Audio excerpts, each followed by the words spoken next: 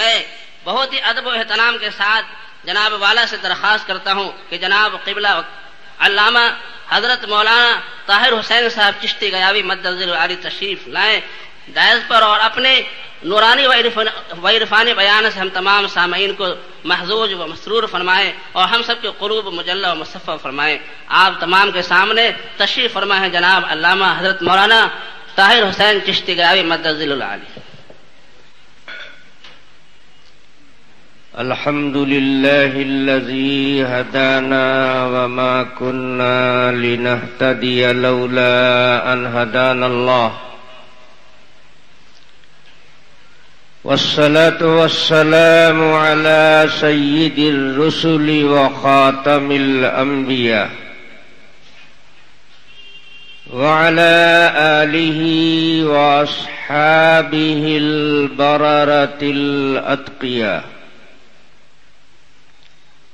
أما بعد، عن أبي سعيد الخدري رضي الله تعالى عنه قال جاءت امرأة إلى رسول الله صلى الله عليه وسلم ونحن عنده، فقالت زوجي صفوان بن المعطل يضربني إذا صليت ويفطرني إذا صمت ولا يصلي الفجر حتى تطلع الشمس. قال وصفوان عنده. قال فسأله عما قالت، فقال يا رسول الله أما قولها يضربني إذا صليت فإنها تقرأ بسورتين وقد نهيتها. فقال له رسول الله صلى الله عليه وسلم لو كانت سورة واحدة لكفت الناس. قال وأما قولها يفطرني إذا صمت فإنها تنطلق تصوم وأنا رجل شاب فلا أصبر. فقال رسول الله صلى الله عليه وسلم لا يصومن امرأة إلا بإذن زوجها. قال وأما قولها إنا لا أصلي الفجر حتى تطلع الشمس فإنا أهل بيت قد عرف لنا ذلك لا نكاد نستيقظ حتى تطلع الشمس. فقال رسول الله صلى الله عليه وسلم يا صفوان إذا استيقظت فصلي، أو كما قال عليه الصلاة والسلام. معزز علماء کرام، بزرگوں، دوستوں، نوجوانوں، عزیزوں، اس وقت آپ حضرات کے سامنے ایک روایت نقل کی گئی ہے اور اسی روایت کی روشنی میں چند باتیں عرض کی جائیں گی، لیکن قبل اس کے کہ کوئی بات شروع کی جائے مناسب معلوم ہوتا ہے کہ مجمع کو مرتب کر لیا جائے۔ یہ جو سامنے کی نشستوں پر بچوں نے قبضہ کر رکھا ہے، ان چھوٹے چھوٹے بچوں سے گزارش کروں گا کہ اپنے بڑوں کے لیے آگے کی نشستیں خالی کر دیں اور بڑے لوگ آگے بڑھ جائیں۔ بچے سب سامنے سے جو قریب میں بیٹھے ہوئے ہیں وہ کہیں کنارے ایک طرف اپنی جگہ بنا لیں. چونکہ اس حدیث پاک میں ہماری زندگی کے بہت سارے مسائل کے لیے رہنمائی ہے، اس لیے اس حدیث پاک کا انتخاب کیا گیا ہے. سب سے پہلے اس حدیث پاک کے تعلق سے ایک دو بات آپ سب کی خدمت میں عرض کی جا رہی ہے. یہ روایت جو بہت عجیب و غریب مضامین پر مشتمل ہے، یہ روایت صحاح ستہ کی ہے اور امام ابو داؤد رحمت اللہ علیہ نے اپنی سنن میں اس کو نقل فرمایا ہے. روایت کی سندی حیثیت بہت مضبوط ہے، اتنی مضبوط ہے کہ اس سے مسائل پر استدلال کیا جا سکتا ہے. شرعی مسائل اور شرعی احکام اس سے نکالے جا سکتے ہیں. علم حدیث کے انتہائی ممتاز اور پوری دنیا اسلام میں مسلم شخصیت حافظ ابن حجر عسقلانی رحمت اللہ علیہ کی ہے. حافظ ابن حجر عسقلانی رحمت اللہ علیہ نے اپنی کتاب الاصابہ میں حضرت صفوان کے ترجمے میں ابو داؤد کے حوالے سے اس روایت کو نقل کیا ہے اور پھر اس پر ریمارک لگایا ہے رواتہ ثقات. اس کے تمام راوی نہایت ثقہ اور معتبر ہیں، قابل اعتماد ہیں. اس لیے روایت کی سندی حیثیت بہت مضبوط ہے. یہ حدیث صحیح ہے، اس سے مسائل نکالے جا سکتے ہیں. یہ بات تمہیداً اس لیے عرض کی گئی کہ اس وقت روایت کو اسی لیے نقل کیا گیا ہے کہ اس سے بہت سارے مسائل حل کرنے ہیں. حدیث کے راوی سیدنا ابو سعید خدری رضی اللہ تعالی عنہ ہیں، جو بڑے مشہور صحابی ہیں. حضرت ابو سعید خدری رضی اللہ تعالی عنہ نقل فرماتے ہیں کہ جناب رسول اللہ صلی اللہ علیہ وسلم کے زمانے میں ایک دن عجیب سا واقعہ پیش آیا.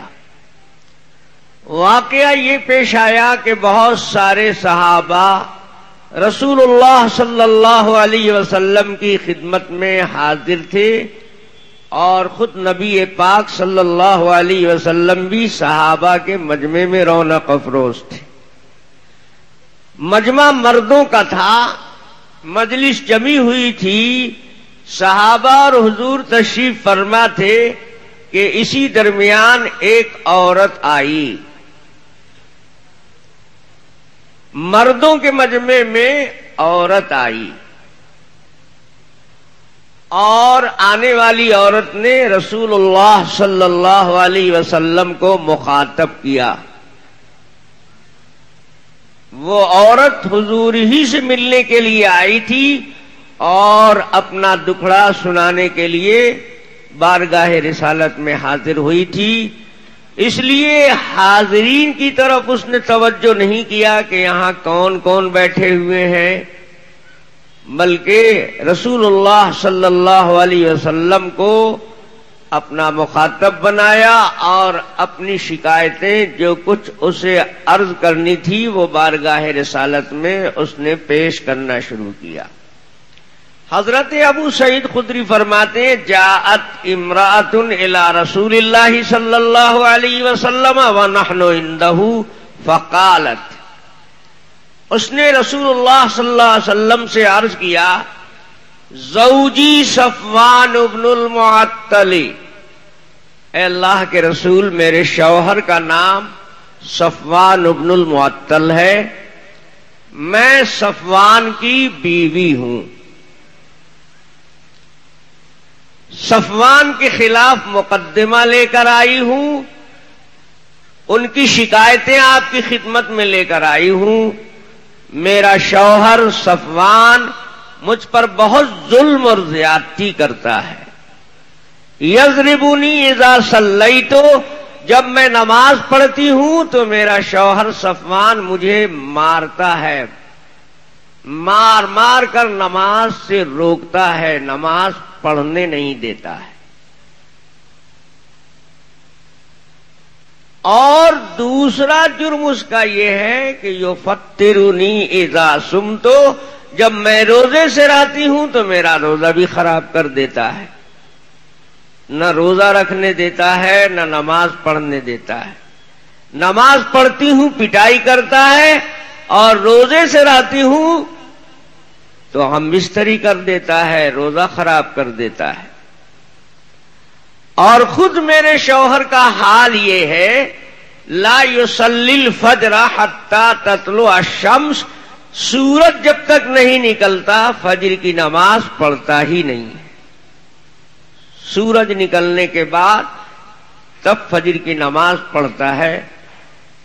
میں آپ کی خدمت میں انصاف کے لیے حاضر ہوئی ہوں تاکہ آپ میرے شوہر کے خلاف ہمیں ججمنٹ دیں، فیصلہ دیں، اور میرے شوہر کے جو جرائم ہیں اس کی جو مناسب سمجھیں آپ سزا دیں۔ یہ مقدمہ لے کر وہ عورت جناب رسول اللہ صلی اللہ علیہ وسلم کی خدمت میں آئی تھی۔ ایک دو بات آگے بڑھنے سے پہلے ذہن میں رکھنی چاہیے۔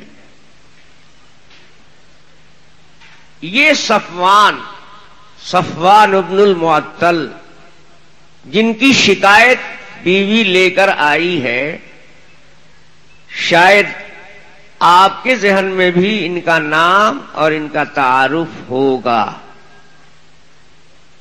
اس لیے کہ یہ بڑے نامور، بڑے مشہور، بڑے عظیم المرتبت اور بڑے جلیل القدر صحابی۔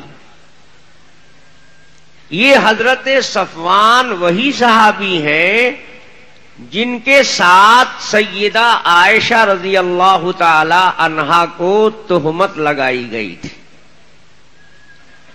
رسول اللہ صلی اللہ علیہ وسلم کے اتنے معتمد اور اتنے چہیتے صحابی تھے کہ آپ صلی اللہ علیہ وسلم جب جہاد میں جایا کرتے تھے تو قافلہ ایک ساتھ چلتا تھا، اور قافلے کے پیچھے پیچھے تنہا ان کو رسول اللہ صلی اللہ علیہ وسلم مامور فرماتے تھے کہ یہ اکیلے اکیلے قافلے کے پیچھے پیچھے سفر کریں، تاکہ کسی قافلے والے کا کوئی سامان گر گیا ہو، چھوٹ گیا ہو تو ضائع نہ ہونے پائے۔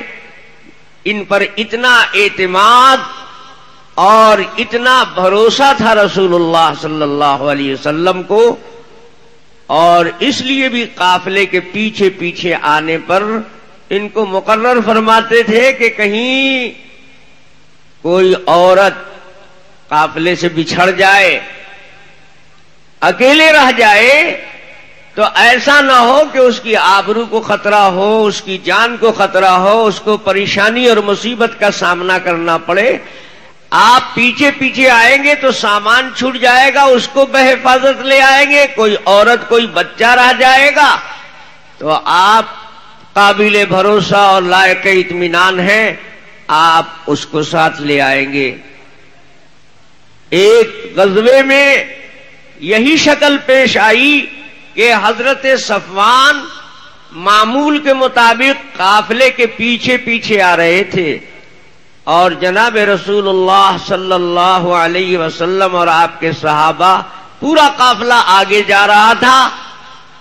رستے میں ایک جگہ پڑاؤ ڈالا، رات گزارنے کے لیے رکے، میدانی علاقہ تھا، غیر آباد جگہ تھی، سفر کا عالم تھا، سارے لوگ رات میں رکے ہوئے تھے، اپنے اپنے سامان اور اپنی اپنی سواری کے قریب سو رہے تھے۔ زیادہ رات گزر چکی تھی، بہت تھوڑا وقت باقی تھا کہ سیدہ عائشہ رضی اللہ تعالی عنہا جو اس سفر میں رسول اللہ صلی اللہ علیہ وسلم کے ساتھ تھیں، ان کو ضرورت پیش آئی، قضاء حاجت کی ضرورت پیش آئی، پاخانے کا تقاضا ہوا۔ تو وہ تو کوئی گھر نہیں تھا، کوئی آبادی نہیں تھی، میدانی علاقہ تھا، رات کا وقت اندھیرا تھا۔ سیدہ عائشہ رضی اللہ تعالی عنہا نے دیکھا کہ اندھیرا بھی ہے، لوگ سو رہے ہیں، میدانی علاقہ ہے، چلو اپنی ضرورت کہیں دور نکل کر پوری کر لی جائے۔ وہ اس ضرورت سے چلی گئیں اور ادھر جناب رسول اللہ صلی اللہ علیہ وسلم کی آنکھ کھلی تو آپ نے اعلان کر دیا کہ آگے بڑھو، چلو۔ حضرت عائشہ رضی اللہ تعالی عنہا ابھی واپس نہیں آئی تھی کہ قافلہ سفر کے لیے تیار ہو گیا، کجاوے اونٹوں پر کس دیے گئے اور پیدل و سوار دونوں قسم کے لوگ آگے بڑھے۔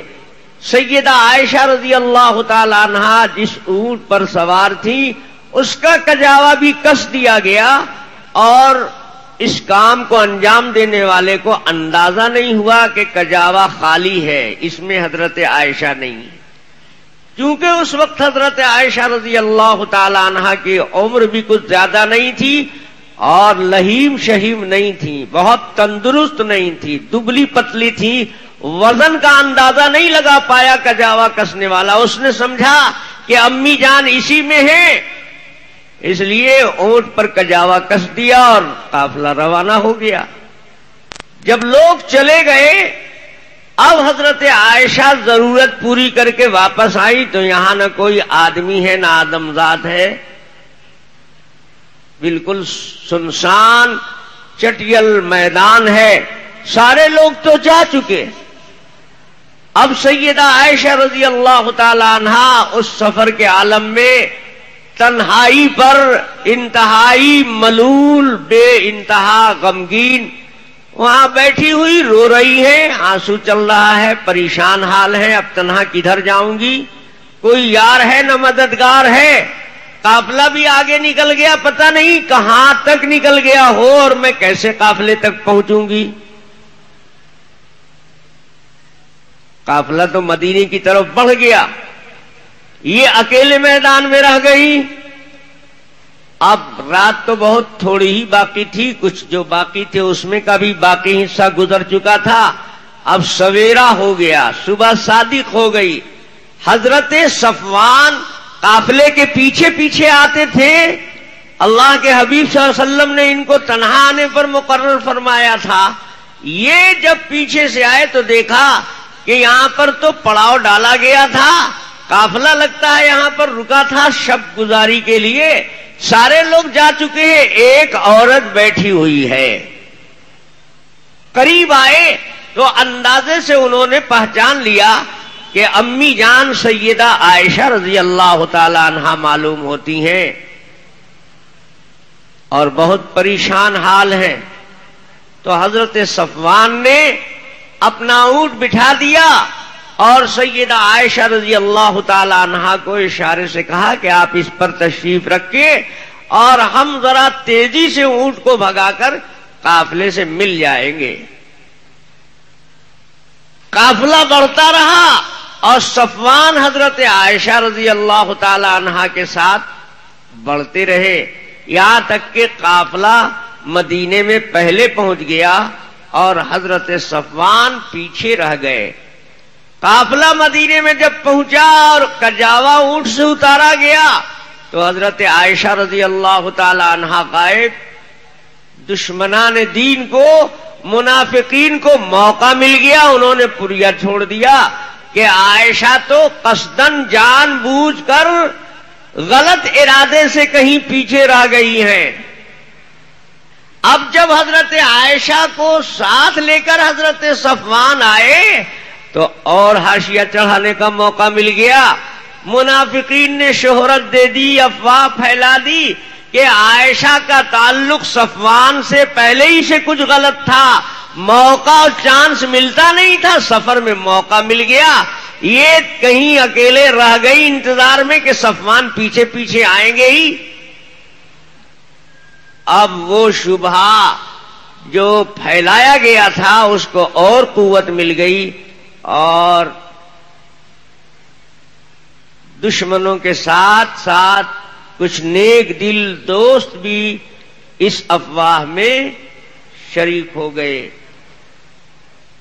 افواہ جب پھیلتی ہے، پروپیگنڈا جب عام ہو جاتا ہے تو اس میں بدنیت اور غلط ہی لوگ شریک نہیں ہوتے ہیں، بہت سے سچے اور نیک دل لوگ بھی بات پھیلانے میں حصہ لے لیتے ہیں.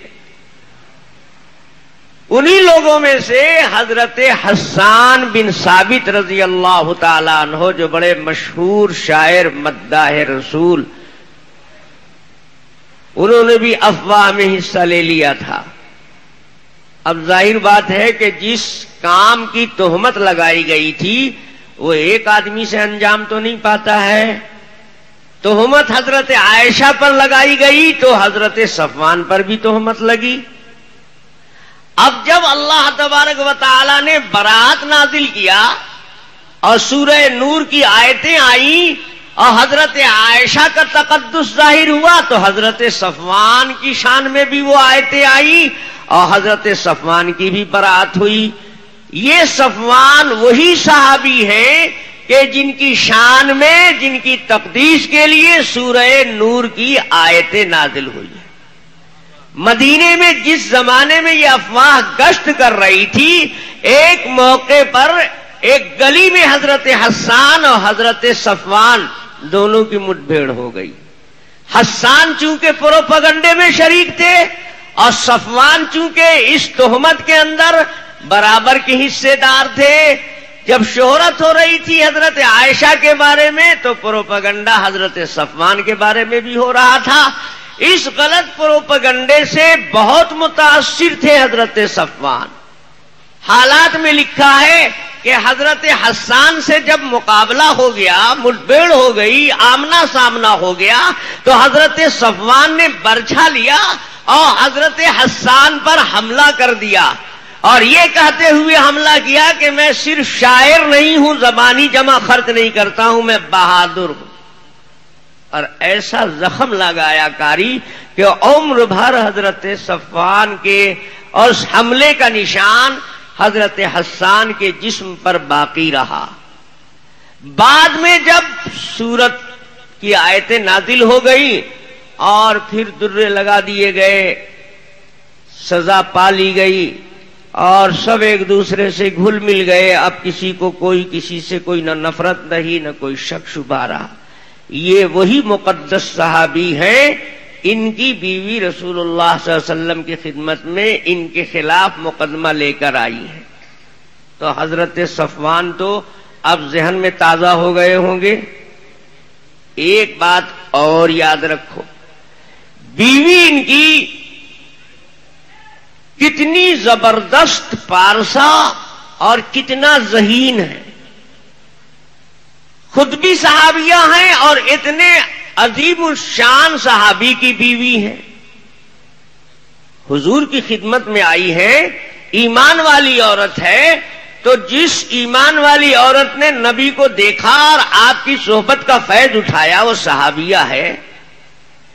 خود صحابیہ اور اتنے بڑے صحابی کی بیوی. ذہانت اور ذکاوت اور کمال کو دیکھیے کہ آنے کے بعد انہوں نے رسول اللہ صلی اللہ علیہ وسلم کو مخاطب کیا تو کہا زوجی صفوان ابن المعطل، میرے شوہر کا نام صفوان ابن المعطل ہے. حالانکہ وہ مدعی بن رہی ہیں، مدعیہ کی حیثیت سے آئی ہیں، تو اپنے کو متعین کرنا ہے، اپنا تعارف کرانا ہے، تو قاعدے میں کہنا چاہیے تھا کہ میں فلانی ہوں، میرا یہ نام ہے، لیکن اپنا نام نہیں لیا، اپنے نام سے اپنا تعارف نہیں کرایا. یہ ان کے کمال ذہانت اور ذکاوت کی بات ہے. انہوں نے تعارف کرایا تو شوہر کے نام سے، میں فلاں کی بیوی ہوں، اس میں کئی مصلحتیں ہیں۔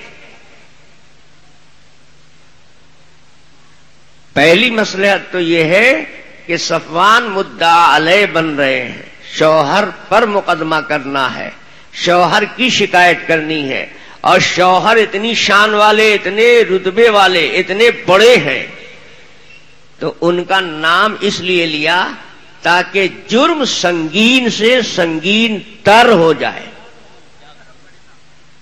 اے اللہ کے نبی، میرے شوہر وہ ہیں جن کو دنیا جانتی ہے، جو اس شان کے ہیں، جن کا نام یہ ہے، اور دیکھیے کام ان کا یہ ہے۔ ان کا نام لیا تاکہ آگے جن جرائم اور جن شکایتوں کو رکھنے والی ہیں وہ سنگین ہو جائے۔ جب بڑا آدمی ہوتا ہے تو اس کا چھوٹا جرم بھی بڑا شمار کیا جاتا ہے۔ اگر اپنا نام لیتی تو یہ نہیں معلوم ہوتا کہ بہت بڑے حیثیت والے کے خلاف یہ شکایت ہے۔ اس لیے جرم کو سنگین بنانے کے لیے شوہر کا نام لے کر اپنا تعارف کرایا اور کہا زوجی صفوان ابن المعطل، میرے شوہر کا نام صفوان ابن المعطل ہے، میں ایسے ویسے کی بیوی نہیں ہوں۔ آپ جانتے ہیں صفوان کس ذات کا نام ہے، اتنے مانے ہوئے، اتنے عظیم صحابی کی بیوی ہوں، لیکن جس حیثیت سے ان کا تعارف ہے اور لوگوں میں جو ان کی عظمت ہے، نام سے پہچانے جاتے ہیں اتنے بڑے اور اونچے، اور کام دیکھیے کتنا گندا ہے۔ یہ ذہانت کی بات ہے، اور ان کے تقویٰ پاسداری کی بات یہ ہے کہ آئی ہے تو مردوں کا مجمع ہے، مرد لوگ بیٹھے ہوئے ہیں، غیر محرم لوگ ہیں، اجنبی لوگ ہیں۔ اب اپنا نام اگر لیتی ہیں تو غیروں میں ان کے نام کا پرچار ہو جائے گا۔ جناب رسول اللہ صلی اللہ علیہ وسلم کی تربیت زیادہ اور صحابیہ، اس زمانے کا معاشرہ اتنا پاکیزہ اور اتنا معیاری تھا کہ عورتیں غیروں کے درمیان اپنے نام کا بھی پردہ کرتی، اس لیے انہوں نے اپنے نام کو پردے میں رکھا اور دوسرے انداز سے اپنا تعین کر دیا، تعارف کر دیا، تاکہ غیر محرم لوگ میرے نام سے بھی واقف نہ ہو پاوے، نام بھی پردے میں رہے۔ اس سے معلوم ہوا کہ اسلامی تعلیم اس بات کو چاہتی ہے کہ عورتوں کے نام کا بھی پرچار نہ کیا جائے، شہرت نہ دی جائے۔ آج کل ہماری ماں بہنیں جو تھوڑا بہت پڑھ لکھ لیتی ہیں تو ان کو شوق ستاتا رہتا ہے کہ کیسے پرچے میں اور رسالے میں میرا نام چھپ جاتا۔ قرآن اور حدیث پر غور کرنے سے یہ بات بہت نمایاں طور پر سامنے آتی ہے کہ اسلام کا مزاج یہ ہے کہ ممکن حد تک عورت کے نام کو بھی پردے میں رکھا جائے۔ دیکھو قرآن میں عورتوں کے بہت سے واقعات ذکر کیے گئے ہیں، لیکن قرآن کبھی عورت کے نام کو ڈکلیئر نہیں کرتا ہے۔ کس عورت کا یہ قصہ ہے، نام نہیں لیتا۔ ہاں اگر کہیں کوئی شدید مجبوری ہو اور کوئی ضروری مسئلہ ہی اس نام سے متعلق ہو تو وہاں پر پھر قرآن عورت کا نام بھی لیتا ہے۔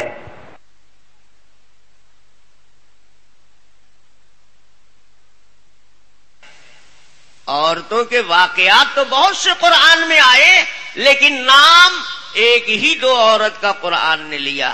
اس سے سمجھ میں آتا ہے کہ عمومی مزاج یہ ہے کہ عورت کے نام کا بھی پردہ ہونا چاہیے۔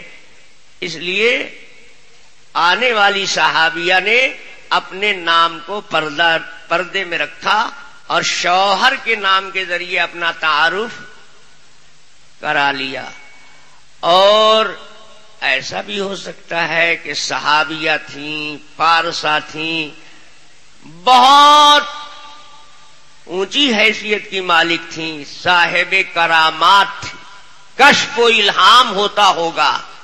ہو سکتا ہے کہ اللہ نے ان کے دل میں یہ بات ڈال دی کہ دیکھو تم عورت ہو، تمہاری برادری میں آگے چل کر اس امت میں عورتوں کا مزاج بگڑ جائے گا اور وہ طرح طرح کی جہالت اور خرافات میں مبتلا ہونے والی ہیں، تو تم اپنی گفتگو میں کم سے کم ایک آدھ بات ہی کی اصلاح کرتی چلو. انہوں نے ایک مسئلہ بتانے کے لیے کہ ہماری بہنوں کو ایک مسئلہ معلوم ہو جائے کہ اگر ضرورت ہی پڑ جائے تو عورت اپنے شوہر کا نام زبان پر لا سکتی ہے، اس لیے بھی اپنے شوہر کا نام لیا تاکہ آنے والے زمانے میں ہماری بہنیں اتنی جہالت میں نہ مبتلا ہو جائیں کہ شوہر کا نام لینے سے ڈرنے لگیں کہ کہیں نکاح نہ ٹوٹ جائے. آج کل دیکھو جہالت کتنے شباب اور عروج پر ہے. اچھی اچھی پڑھی لکھی عورتیں کسی بھی حال میں اپنے شوہر کا نام زبان پر نہیں لائیں گی، اشارے کنائے سے گھما پھرا کر کام چلائیں گی، لیکن سیدھے سیدھے شوہر کا نام نہیں لیں گی. ہم نے اپنے استاد سے قصہ سنا تھا کہ ایک عورت تھی، بہت عمر دراز عورت تھی، بال بچوں والی تھی. پہلے سے تو عیش موج میں وقت گزارا، اس نے نماز روزے کا بھی اہتمام نہیں کیا. اب کسی مولوی صاحب کا آواز سن کر یا کیسے ہی دل میں خواہش ہوئی اور اس نے نماز پڑھنے کے لیے چاہا، تو اس نے کسی عالم سے پردے سے نماز کا طریقہ پورا سیکھ لیا. انہوں نے وضو اور نماز کی پوری ترکیب اس کو یاد کرا دی، تکبیر تحریمہ سے لے کے سلام تک پوری نماز کی ٹریننگ کرا دی. اب اس نے نماز شروع کیا، مولوی صاحب تو سکھا کر چلے گئے. اب اس نے جب نماز شروع کیا تو پہلی ہی مرتبہ جب نماز پڑھنی شروع کی اس نے تو مکمل نماز پڑھ لی. اب سلام پھیرنے کا نمبر آیا تو شوہر کا نام تھا رحمت اللہ. اب یہ پڑ گئی بڑے چکر میں کہ مولوی صاحب نماز تو سکھا دیے لیکن سلام رحمت اللہ کہنے بغیر تو پورا ہوگا نہیں، اور رحمت اللہ زبان پر جہاں آیا تو میرا نکاح چلا جائے گا، تو نماز تو ہو جائے گی، نکاح چلا جائے گا. اب مسئلہ کھڑا ہو گیا کہ نکاح بچاویں کہ نماز بچاویں. مولوی صاحب سے نماز تو سیکھ لیا اور یہ مسئلہ سیکھا نہیں، یہ تو پہلے ہی سے سیکھے ہوئے تھی. اب جب سلام پھیرنے کا نمبر آیا تو بڑے دماغ سے اس نے کام لیا اور ایک بیک اس کے ذہن میں آیا کہ ہاں ایک ترکیب ہے کہ نماز بھی بچ جائے اور نکاح بھی بچ جائے. اس کے بڑے بیٹے کا نام تھا منو اور چھوٹے بیٹے کا نام تھا چنو. تو اس نے سوچا کہ جب رحمت اللہ ہی کو سلام کرنا ہے تو نام لینے کی کیا ضرورت ہے، گھما کے سلام کر دو. بس سلام پھیرا اس نے، السلام علیکم منو چنو کے ابا، السلام علیکم منو چنو کے ابا. نکاح بھی بچا لیا اور نماز بھی بچا لیا. تو یہ صحابیہ تھیں، اللہ نے ان کے دل میں ڈال دیا کہ دیکھ اپنی جاہل بہنوں کی جو آنے والے زمانوں میں اس قسم کی خرافات میں مبتلا ہو جائیں گی، ان کی اصلاح کا سامان کر دے اپنی گفتگو سے. اس لیے انہوں نے صاف ڈکلیئر طور پر اپنے شوہر کا نام لیا، زوجی صفوان بن المعطل. اللہ کے نبی میرے شوہر کا نام صفوان بن المعطل ہے. کہ مرد کا نام عورت لے گی تو نکاح، اگر عورت نے غلطی سے لیا ہوتا نام اور نکاح ٹوٹ جاتا، کوئی خرابی ہو جاتی تو حضور تو اصلاح فرما دیتے نا. صحابیہ نے نام لیا اور رسول اللہ صلی اللہ علیہ وسلم نے اس کو برقرار رکھا. اس سے یہ مسئلہ کلیئر ہو گیا کہ وقت ضرورت عورت اپنے شوہر کا نام لے سکتی ہے، اس سے نکاح پر کوئی اثر نہیں پڑتا ہے. ماشاءاللہ آپ لوگوں کو مسئلہ معلوم ہو گیا ہے. دیکھو لے سکتی ہے نام اور اس سے نکاح پر کوئی اثر نہیں پڑتا، لیکن عورت کا درجہ کم ہے اور شوہر کا درجہ زیادہ ہے. چھوٹی حیثیت ہے عورت کی اور شوہر کی حیثیت بڑی ہے. چھوٹا بڑے کا نام لے سکتا ہے بوقت ضرورت، لیکن کچھ مقامات ایسے بھی ہیں کہ وہاں پر نام لینا تہذیب اور ادب کے خلاف. شاگرد کی حیثیت چھوٹی ہے اور استاد کی حیثیت بڑی ہے. اگر استاد کا نام خالد ہے، شاگرد اپنے استاد کو پکارنا چاہتا ہے، آواز دینا چاہتا ہے، تو کیا بول سکتا ہے اے خالد؟ ایسے موقع پر نام لینا بدتمیزی ہے. چھوٹا بڑے کا نام لے گا، لیکن ندا کے موقع پر، آواز دینے کے موقع پر، پکارنے کے وقت میں اس میں ذات کا استعمال کرنا توہین اور بے ادبی ہے. چھوٹے کو چاہیے کہ ایسے وقت میں بڑے کا نام نہ استعمال کرے، ذاتی نام استعمال نہ کرے، صفاتی نام استعمال کرے. دو طرح کے نام ہوتے ہیں. ایک تو اس کا ذاتی نام ہوتا ہے جس میں کسی خوبی اور کمال اور اس کی صفت کی طرف ذہن نہیں جاتا، اور دوسرا نام اس کی شان اور صفت کو بتانے والا ہوتا ہے. خالد ہے، خالد ایک عالم ہے، ایک قاری ہے، ایک حافظ ہے، ایک آدمی ہے. خالد جب اس کا نام رکھا گیا تو اس وقت اس کی کسی شان اور صفت کو ملحوظ نہیں رکھا گیا، بلکہ اس ذات انسانی کا نام خالد رکھا گیا. خالد بولا جاتا ہے تو مقصود اس کی ذات ہوتی ہے، کوئی شان اور صفت ذہن میں نہیں ہوتی ہے. لیکن یہی خالد عالم ہو گیا، اب اس کا نام ایک ہو گیا عالم صاحب. قاری ہو گیا، اس کا نام ہو گیا قاری صاحب.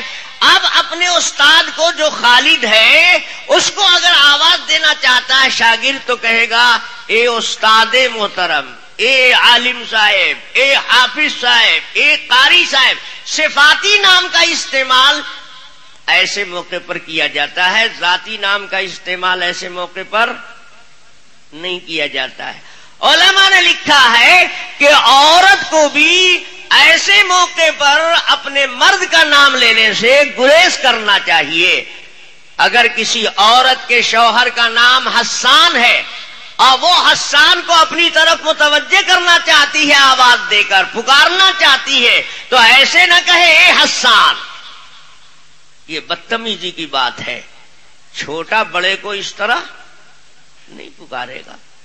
عورت کی حیثیت شوہر کے مقابلے میں کم ہے، شاگرد کی حیثیت استاد کے مقابلے میں کم ہے، اور امتی کی حیثیت نبی کے مقابلے میں کم ہے. اس لیے کسی امتی کے لیے جائز نہیں ہے کہ وہ اپنے نبی کو آواز دے اور پکارے تو یا محمد کہے یا احمد کہے، کیونکہ احمد اور محمد رسول اللہ صلی اللہ علیہ وسلم کا اسم ذات ہے. دو نام آپ کے ذاتی ہیں اور باقی سارے نام صفاتی ہیں. یہ چھوٹا ہے اور نبی کی شان بہت بڑی ہے. چھوٹا ہو کر اتنے بڑے کو ان کے ذاتی نام کے ساتھ آواز دے گا. خبردار خبردار، یا محمد نہ کہے یا احمد نہ کہے. اللہ تعالیٰ نے منع فرمایا ہے لا تجعلوا دعاء الرسول بینکم کدعاء بعضکم بعضا. خبردار، نبی کو تم اس طرح آواز نہ دیا کرو جس طرح آپس میں ایک دوسرے کو آواز دیتے ہو، اپنے ہم عمر کو، اپنے ہم رتبہ کو، ہم جولی کو پکارتے ہو. ساتھی ساتھی کو نام لے کر پکارتا ہے، دوست دوست کا نام لے کر پکارتا ہے، برابر والا برابر والے کو نام لے کر پکارتا ہے. نبی کی شان بہت بڑی ہے، تم بہت چھوٹے ہو، خبردار ان کو اس طرح آواز نہ دیا کرو.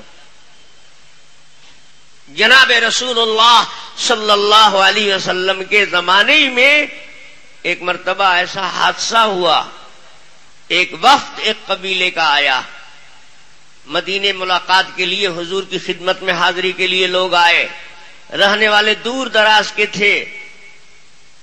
دوپہر کے وقت میں مدینے پہنچے، رسول اللہ صلی اللہ علیہ وسلم اپنے کمرے میں حجرے میں آرام فرما رہے تھے۔ یہ قافلے والے یہ لوگ جب پہنچے تو آئے تھے حضور سے ملنے کے لیے، بڑی بےتابی بے قراری تھی، بس یہ سوچ رہے تھے کہ آئے ہم تو فوراً حضور میرے پاس آ جاتے، سامنے آ جاتے، ملاقات ہو جاتی۔ آواز دینے، چیخنے، چلانے لگے۔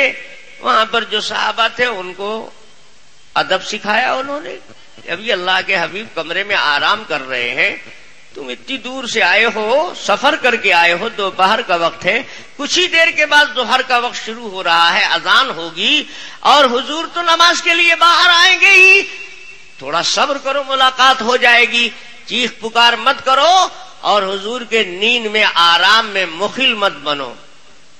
یہ لوگ کہنے لگے واہ، ہم اتنی دور سے سفر کر کے آئے، دھوپ میں چل کر آئے، ہم اتنا مشقت اٹھا کر آئے اور یہ ذرا سا کمرے سے باہر نہیں آ سکتے۔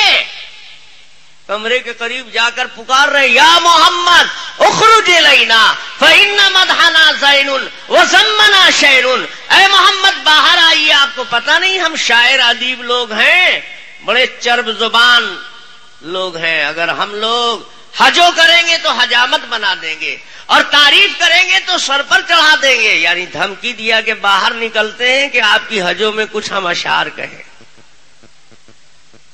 بڑے شوخ بدتمیز تھے، اللہ تبارک و تعالی کو ان کی یہ ادا ناگوار گزری۔ جبرائیل امین کے ذریعے اللہ تبارک و تعالی نے قرآن مقدس کی آیتیں نازل فرمائیں اور اللہ کی طرف سے حکم آیا، ان الذین ینادونک من وراء الحجرات اکثرهم لا یعقلون، یہ جو کمرے کے باہر سے آپ کو پکار رہے ہیں یا محمد کہہ کر کے، یہ عقل سے پیدل لوگ ہیں۔ کل بھی یا محمد کہنے والے بے عقل تھے اور آج بھی بے عقل ہی ہے، ان کو علم اور عقل سے کیا مطلب ہے۔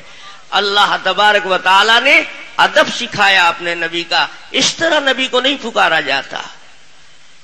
لیکن جہالت کو کیا کیجیے گا، آج کل تو کیلنڈر چھپتا ہے تو ایک طرف بیت اللہ شریف کا نقشہ بنا ہوتا ہے، خانہ کعبہ کا، اور سائڈ میں یا اللہ لکھا ہوتا ہے، اور دوسری طرف گنبد خضرا کا نقشہ ہوتا ہے اور سائڈ میں یا محمد لکھا ہوا ہوتا ہے۔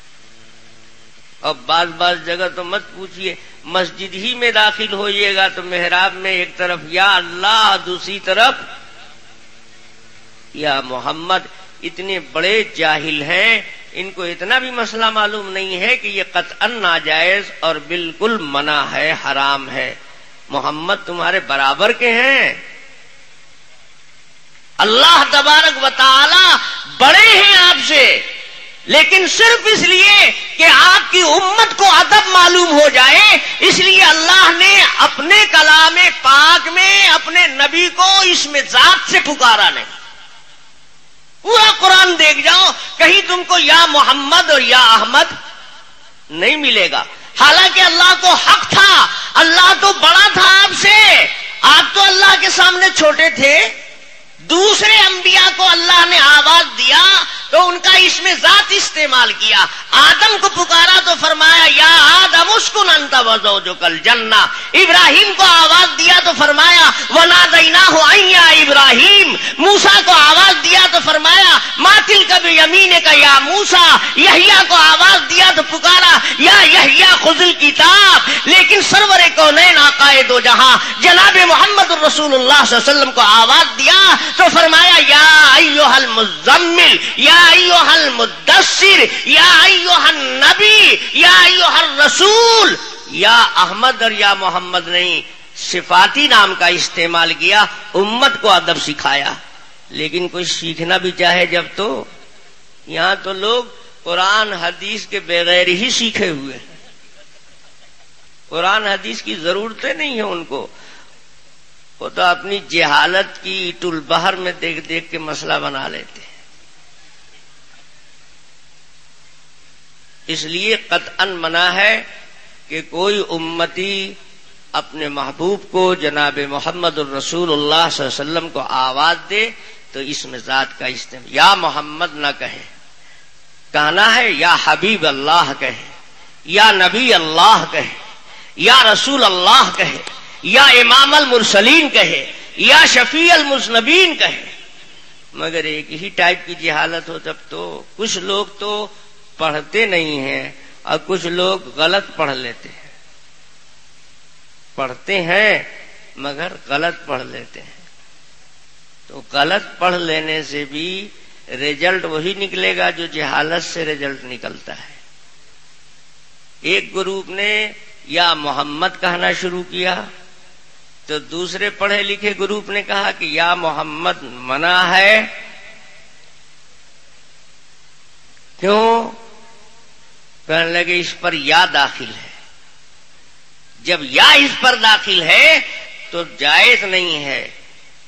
تو اب اس بیوقوف نے سوچا کہ یا تو داخل ہے محمد پر بھی اور نبی پر بھی اور رسول پر بھی، تو اس نے سب دھان 22 پسیری کے بھاؤ لگا دیا، کہا یا رسول اللہ بھی کہنا ناجائز ہے، یا نبی اللہ کہنا بھی ناجائز ہے، کیونکہ جب یا محمد ناجائز ہے تو یا نبی اللہ کیسے جائز ہوگا؟ یا تو یہاں بھی ہے وہاں بھی ہے۔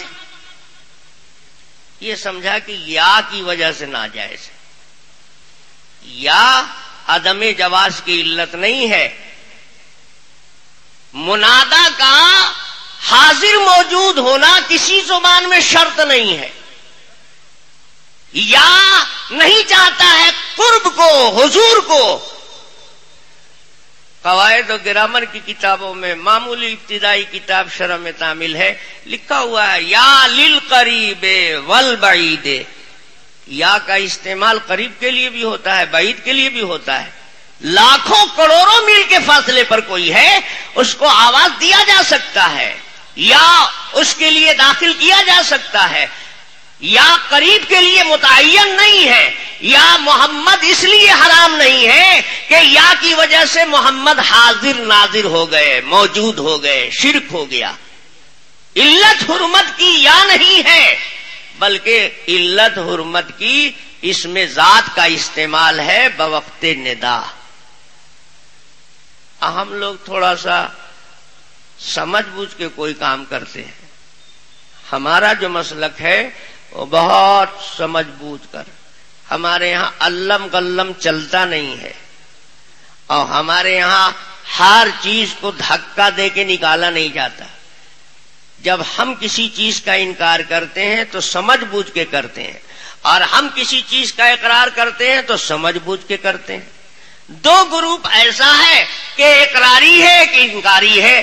ایک گروپ ہے کہ اقرار کرتا ہے تو سب کا اقرار کرتا ہے، یہ چلے گا تو ہاں جتنا سڑا گلا کانا کو سب چلے گا۔ دوسرا گروپ ہے انکار پر آئے گا، یہ بھی نہیں چلے گا، یہ بھی نہیں چلے گا، اس میں یہ علت ہے، یہ ضعیف ہے، یہ فلانا ہے، یہ کوڑھی ہے، یہ کانا ہے، اس میں داغ ہے، یہ بھی نہیں اور یہ بھی نہیں، بس انکار پر آیا تو انکار ہی انکار۔ ہمارا موقف و مسلک یہ نہیں ہے، جب ہم کسی چیز کا اقرار کرتے ہیں تو سمجھ بوجھ کے، جس میں تھوڑا سا بھی دم ہے اس کو لے لیتے ہیں، اور جس میں دم ہی نہیں ہے تو مردہ جمع کر کے کیا کریں گے؟ اس لیے ہمارے علماء نے بتایا کہ یا محمد میں اور یا نبی میں یا رسول میں فرق ہے۔ یا محمد ناجائز ہے اور یا رسول اللہ جائز ہے۔ اب اگر کوئی نبی کو حاضر موجود مان کر بول رہا ہے تو اس کا یہ ماننا غلط ہے، نہ کہ یہ بولنا غلط ہے۔ اس لفظ میں کوئی شرک نہیں ہے، الگ سے جو اس نے عقیدہ بنا لیا ہے یہ شرکیہ ہے، یہ غلط ہے۔ اگر یہ یا نبی نہ بھی بولتا اور دل میں نبی کو اپنے حاضر موجود سمجھتا ہر جگہ، تو چاہے یا نبی اللہ بولتا یا نہ بولتا، یہ تو مشرک تھا ہی، شرک میں مبتلا تھا ہی۔ یہ عقیدہ فاسد ہے، اس لفظ کے اندر کوئی وجہ فساد نہیں ہے۔ دیکھو ایسے بھی عام محاورات میں جس کو آواز دی جا رہی ہے اس کا قریب میں موجود ہونا ضروری نہیں ہے۔ اگر لاکھوں کروڑوں میل کے فاصلے پر بھی ہے تب بھی اس کو آواز دے سکتا ہے۔ قرآن، حدیث اور عام محاورات اسی طرح واقع ہوئے۔ بہت زیادہ مثال تو اس وقت دینے کا موقع نہیں ہے، ورنہ میں آپ کو جہاں لے جانا چاہتا ہوں وہاں نہیں پہنچ پاؤں گا، اور یہ ساری بات اسی رخ پر ہوتی چلی جائے گی۔ قرآن پاک میں ایک جگہ پر ایسا استعمال ہوا ہے بعض مفسرین کے موقف کے مطابق۔ یوسف علیہ السلام کو ان کے بھائیوں نے لے جا کے کنویں میں ڈال دیا تھا، اور والد کو آ کر غلط رپورٹ دے دی۔ اللہ تعالیٰ کو منظور تھا کہ یوسف علیہ السلام کو باقی رکھیں۔ اب قافلہ ادھر سے گزر رہا تھا تو کچھ لوگوں کو اندازہ ہوا کہ یہاں پر پانی ہے، تو دور کنویں سے پڑاؤ ڈال دیا، رک گئے اور آدمی بھیجا کنویں کے پاس کہ جاؤ وہاں سے پانی لے آؤ۔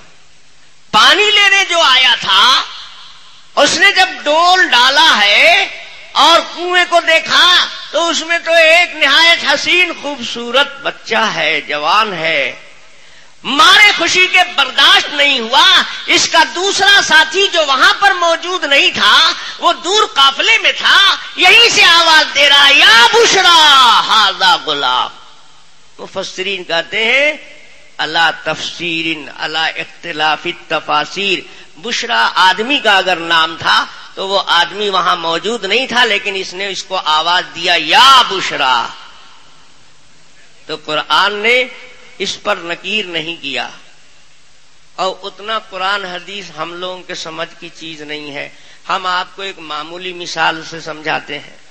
دیکھو اردو زبان میں مہذب لفظ تو اے ہے، اے فلاں ہے، لیکن تھوڑا سا گھٹیا لفظ اے کی جگہ پر ارے بھی ہے۔ ارے کے بھی وہی معنی ہے جو اے کے ہے۔ اب ایک آدمی، آج کل برسات کا موسم ہے نا، ساون بھادو برسات کی کالی رات، ایک آدمی اجنبی راستے میں جا رہا تھا، اندازہ نہیں تھا، روشنی بھی نہیں تھی، پتھر کی چٹان تھی، بولڈر رکھا ہوا تھا، تیزی سے چلا، پاؤں لگا، ٹھوکر لگی، بڑے زور کی چوٹ لگی، اس کی زبان سے نکلا ارے باپ۔ کیوں بھائی، باپ اس کا وہیں بولڈر کے پاس ہے کیا؟ باپ تو کہیں بہار میں ہے، یو پی میں ہے، تو ارے باپ بول دیا تو مشرک ہو گیا، باپ حاضر موجود ہے۔ معلوم ہوا کہ جس کو آواز دی جاتی ہے منادا کا، خارج میں وہاں موجود ہونا ضروری نہیں ہے کسی بھی زبان میں۔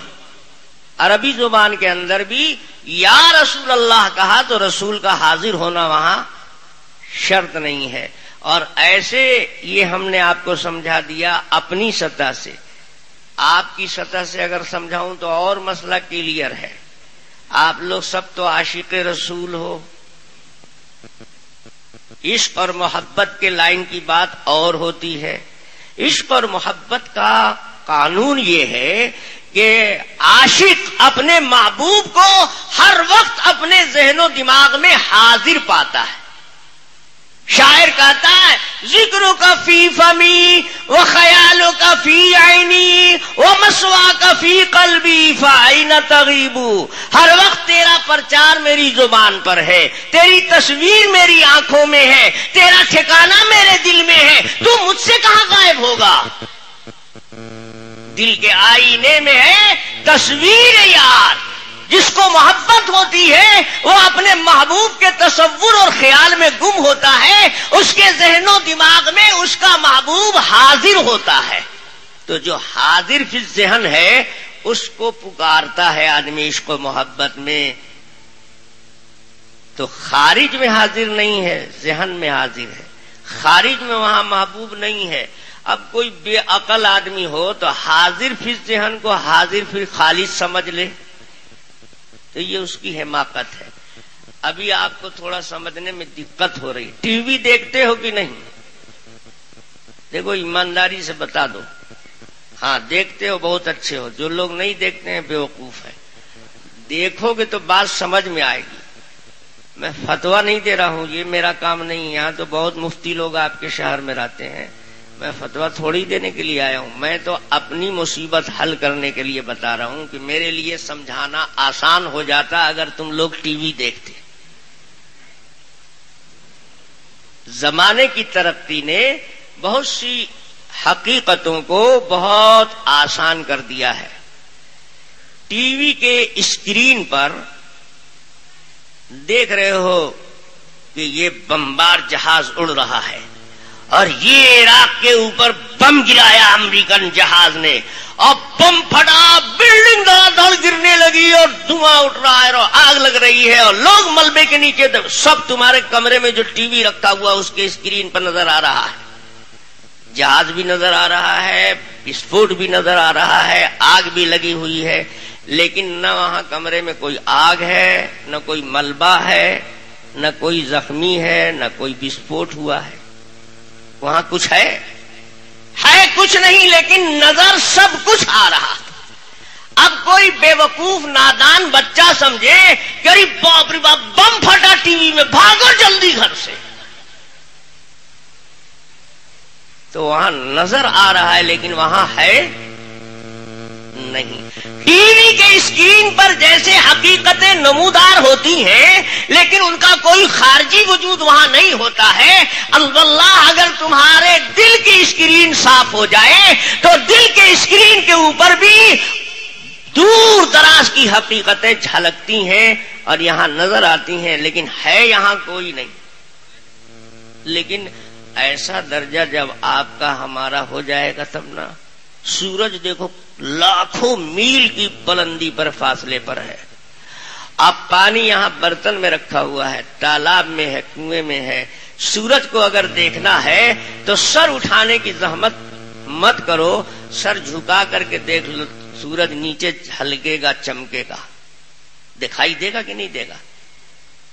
لیکن پانی جیسا شفاف مادہ ہوگا تب جھلکے گا، اور زمین جیسا کثیف ہوگا تو زمین کے گڑھے میں تاکتے رہو گے کہ فلانا آدمی تو نیچے جھک کے دیکھ رہا تھا سورج، تو ہم بھی گڑھے میں جھک کے دیکھیں گے.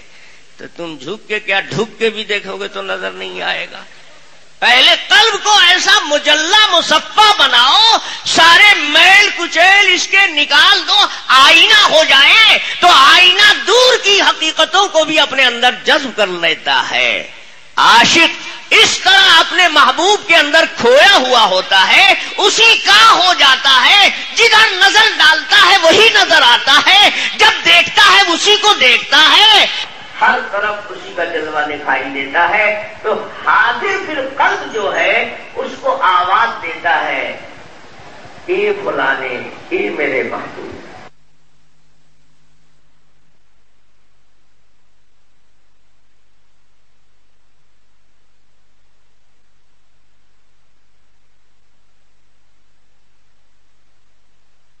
دنیا کی محبت ایک ہے، دنیا کا کوئی محبوب اس پوزیشن کا نہیں ہے جس پوزیشن کے ہمارے آقا سرور کونین جناب محمد رسول اللہ صلی اللہ علیہ وسلم ہے. آپ ہر ایمان والے کے قلب اور دماغ میں بسے ہوئے ہیں، ہر ایک کے ساتھ ہے.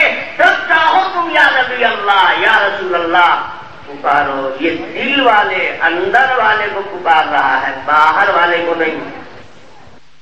صوفیہ اہل اللہ اسی پیرائے میں، اسی انداز میں مخاطب کرتے ہیں. اور جو جاہل ہے وہ سمجھتا ہے کہ باہر میں حضور بیٹھے ہوئے تھے، وہیں تشریف فرما تھے. حاضر فی القلب کو حاضر فی الخارج بنا دیا. تو ذرا سا گڑبڑ کر دینے سے، اوپر کا نقطہ نیچے لگا دینے سے خدا کے بجائے جدا ہو جاتا ہے. ہو جاتا ہے کہ نہیں؟ تو ایسی غلطی تو نہیں کرو گے. اب بہت سے لوگ سوچ رہے ہیں کیسے وعدہ کر لیں، یہ تو خطرناک آدمی ہے، پتہ نہیں کیا قبول کروا لے، کہیں ایسا نہ ہو کہ بعد میں پریشانی ہونے لگے. تو مسئلہ یہ نکلا کہ چھوٹا بڑے کا نام لے سکتا ہے بیان حقیقت کے لیے، لیکن ندا اور پکارنے کے موقع پر چھوٹے کو پرہیز کرنا چاہیے بڑے کا اسم ذات استعمال کرنے سے، چونکہ یہاں رسول اللہ صلی اللہ علیہ وسلم سے ان کی بیوی مخاطب تھی، شوہر سے بات نہیں کر رہی تھی، شوہر کو نہیں پکار رہی تھی، اس لیے انہوں نے اپنے شوہر کا نام لیا زوجی صفوان بن المعطل، میرے شوہر کا نام صفوان بن المعطل ہے۔ یہ دو بات اب ذہن میں آ گئی، اب آگے بڑھو۔ بیوی نے رسول اللہ صلی اللہ علیہ وسلم کی خدمت میں اپنے شوہر حضرت صفوان کی 3 شکایت رکھی۔ پہلی شکایت یہ کہ میں نماز پڑھتی ہوں تو مجھے مارتے ہیں، دوسری شکایت یہ کہ روزے سے رہتی ہوں، روزہ خراب کر دیتے ہیں، تیسری شکایت یہ کہ فجر کی نماز سورج نکلنے کے بعد پڑھتے۔ انہوں نے تو کہہ دیا جو کچھ کہنا تھا، رسول اللہ صلی اللہ علیہ وسلم نے سن لیا۔ اب نبی پاک صلی اللہ علیہ وسلم اگر یہ سوچتے کہ اتنے بڑے صحابیہ کی بیوی ہیں اور خود بھی صحابیہ ہیں، جھوٹ تو بولیں گی نہیں، جھوٹ کا تو یہاں کوئی دور دور تک امکان نہیں ہے، شبہ نہیں ہے، تو جب اتنی پارسا اور اتنا معتمد اور اتنا بھروسے مند بول رہی ہیں تو ان کی بات تو سن لیا، اب فیصلہ کر دو۔ حضور نے فیصلہ نہیں کیا جب تک کہ شوہر سے مدعا علیہ سے بھی معلوم نہیں کیا۔ اس حدیث پاک سے یہ شرعی مسئلہ معلوم ہوا کہ کوئی بڑے سے بڑا پیر، بڑے سے بڑا عالم، بڑے سے بڑا قطب اور غوث بھی اگر کسی کے خلاف کوئی بات بولتا ہے تو ایک طرفہ سن کر ذہن بنا لینا یہ جرم ہے شرعاً۔ کوئی غوث وقت بھی ہوگا تو صحابی کے درجے کو نہیں پہنچے گا۔ ان کی بات سن کر نبی نے ذہن اپنا ان کی طرف سے غلط تو نہیں کر لیا، فیصلہ تو نہیں دے دیا۔ ایک طرفہ سن کر فیصلہ کرنا یہ نہ شرعاً جائز ہے، نہ عقلاً جائز ہے، نہ عرفاً جائز ہے۔ دنیا میں کوئی عدالت نہیں ہے کہ ایک ہی آدمی کا بیان لے کے فیصلہ کر دے، ایسی کوئی عدالت نہیں ہے۔ مرڈر کا بھی کیس ہے، بڑے سے بڑا سنگین جرم بھی عائد کیا گیا ہے، تو جب تک مدعا علیہ کو چاند صفائی کا نہ دیا جائے، اس کا بیان نہ سن لیا جائے، کوئی عدالت فیصلہ نہیں دے گی۔ اگر فیصلہ دیتی ہے تو وہ عدالت نہیں ہے، وہ خیانت کر رہا ہے، وہاں گڑبڑ معاملہ ہے، انڈر گراؤنڈ کچھ اور مسئلہ ہے۔ آتا ہے سمجھ میں؟ ماشاءاللہ، اب تو آپ بھی سمجھدار ہو گئے ہو، ہم یہی چاہتے بھی ہیں کہ میری قوم سمجھدار ہو جائے۔ کچھ لوگ چاہتے ہیں کہ سمجھدار نہ ہوئے تاکہ میرا حلوہ مانڈا چلتا رہے۔ ایک مولوی صاحب کہہ رہے تھے عجیب زمانہ آ گیا ہے، جو تھوڑا بہت پڑھ لکھ لیتا ہے کچھ شدھ بدھ ہو جاتی ہے، 24 نمبر ہو جاتا ہے۔ اللہ کا شکر ادا کرو کہ تم ان پڑھ ہو، یعنی تم جاہل ہو، اس لیے میری چل رہی ہے۔ اگر تم بھی پڑھ لکھ لو گے تو تم بھی، تو ہم لوگ ایسا نہیں کرتے۔ ہم تو کہتے ہیں اللہ تعالیٰ آپ کو سمجھ عطا فرمائے اور آپ سمجھیں بات کو، ہر چیز کو سمجھنے کی کوشش کریں۔ جب قوم سمجھدار ہو جائے گی تو اس کو رولڈ گولڈ میں اور پیور خالص سونے میں پہچاننے میں دقت نہیں ہوگی۔ یہ دور انگریزی دور ہے نا، انگریز نے ایسا ڈپلیکیٹ تیار کر دیا ہے کہ اصل نقل سے دب گیا ہے، نقل زیادہ بھڑکدار اور اصل بیچارہ اس کے سامنے پھیکا۔ دیکھو نا، انگریز ہمارے ملک میں نہیں آیا تھا تو ہم لوگ گھی جانتے تھے، ڈالڈا جانتے تھے، ڈالڈا کا نام سنا تھا، ہمارے پردادا نے ڈالڈا کا نام نہیں سنا تھا۔ یہ تو ہم لوگ ترقی کر گئے تو گھی اور ڈالڈا۔ اب دیکھو ڈالڈا جو آیا نقلی تو اس نے اصلی کو دبا دیا۔ ڈالڈا کے لیے ڈبہ بہت شاندار، پیکنگ سسٹم ہے، اس کے لیے مارکے لگے ہوئے ہیں، لیبل لگا ہوا ہے، ایڈورٹائز ہے۔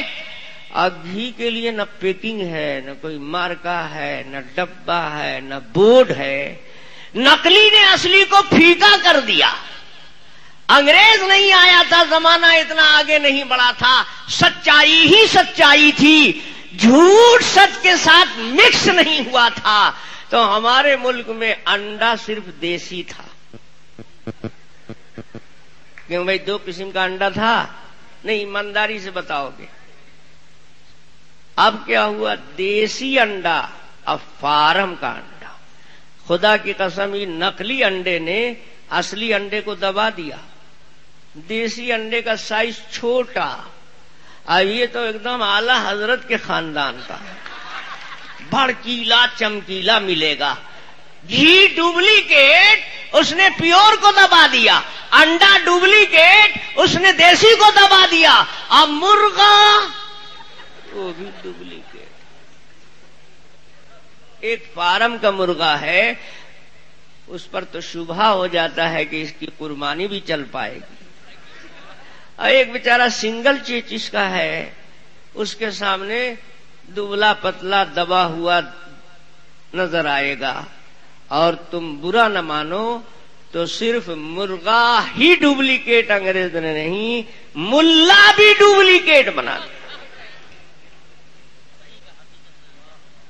ایسا ملا بنایا، ایسا ملا، اس کا امامہ، اس کی پگڑی، اس کی شیروانی، اس کا چشمہ، اس کی بڑک دھڑک، اس کا ٹیپ ٹاپ، آگے پیچھے ختم حشم دیکھ کر شبہ ہوتا ہے، لگتا ہے یہ جبرائیل امین کے پاس سے ابھی ابھی آئے ہیں. اس کے سامنے پیور خالص.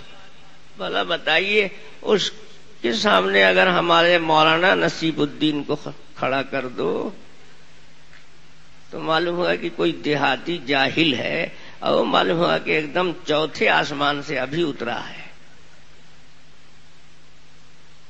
نقلی نے اصلی کو دبا دیا. یہ انگریزوں کی دین ہے. آج کی دنیا میں جھوٹ اتنا شاندار ہوتا ہے کہ سچ پر شبہ ہو جاتا ہے جھوٹ کا، اور جھوٹ پر تو شبہ بھی نہیں ہوتا ہے جھوٹ کا. آج دیکھو میڈیا کیا ہے، رائی کو پربت بنا دیتا ہے، اب پربت کو رائی بنا دیتا ہے.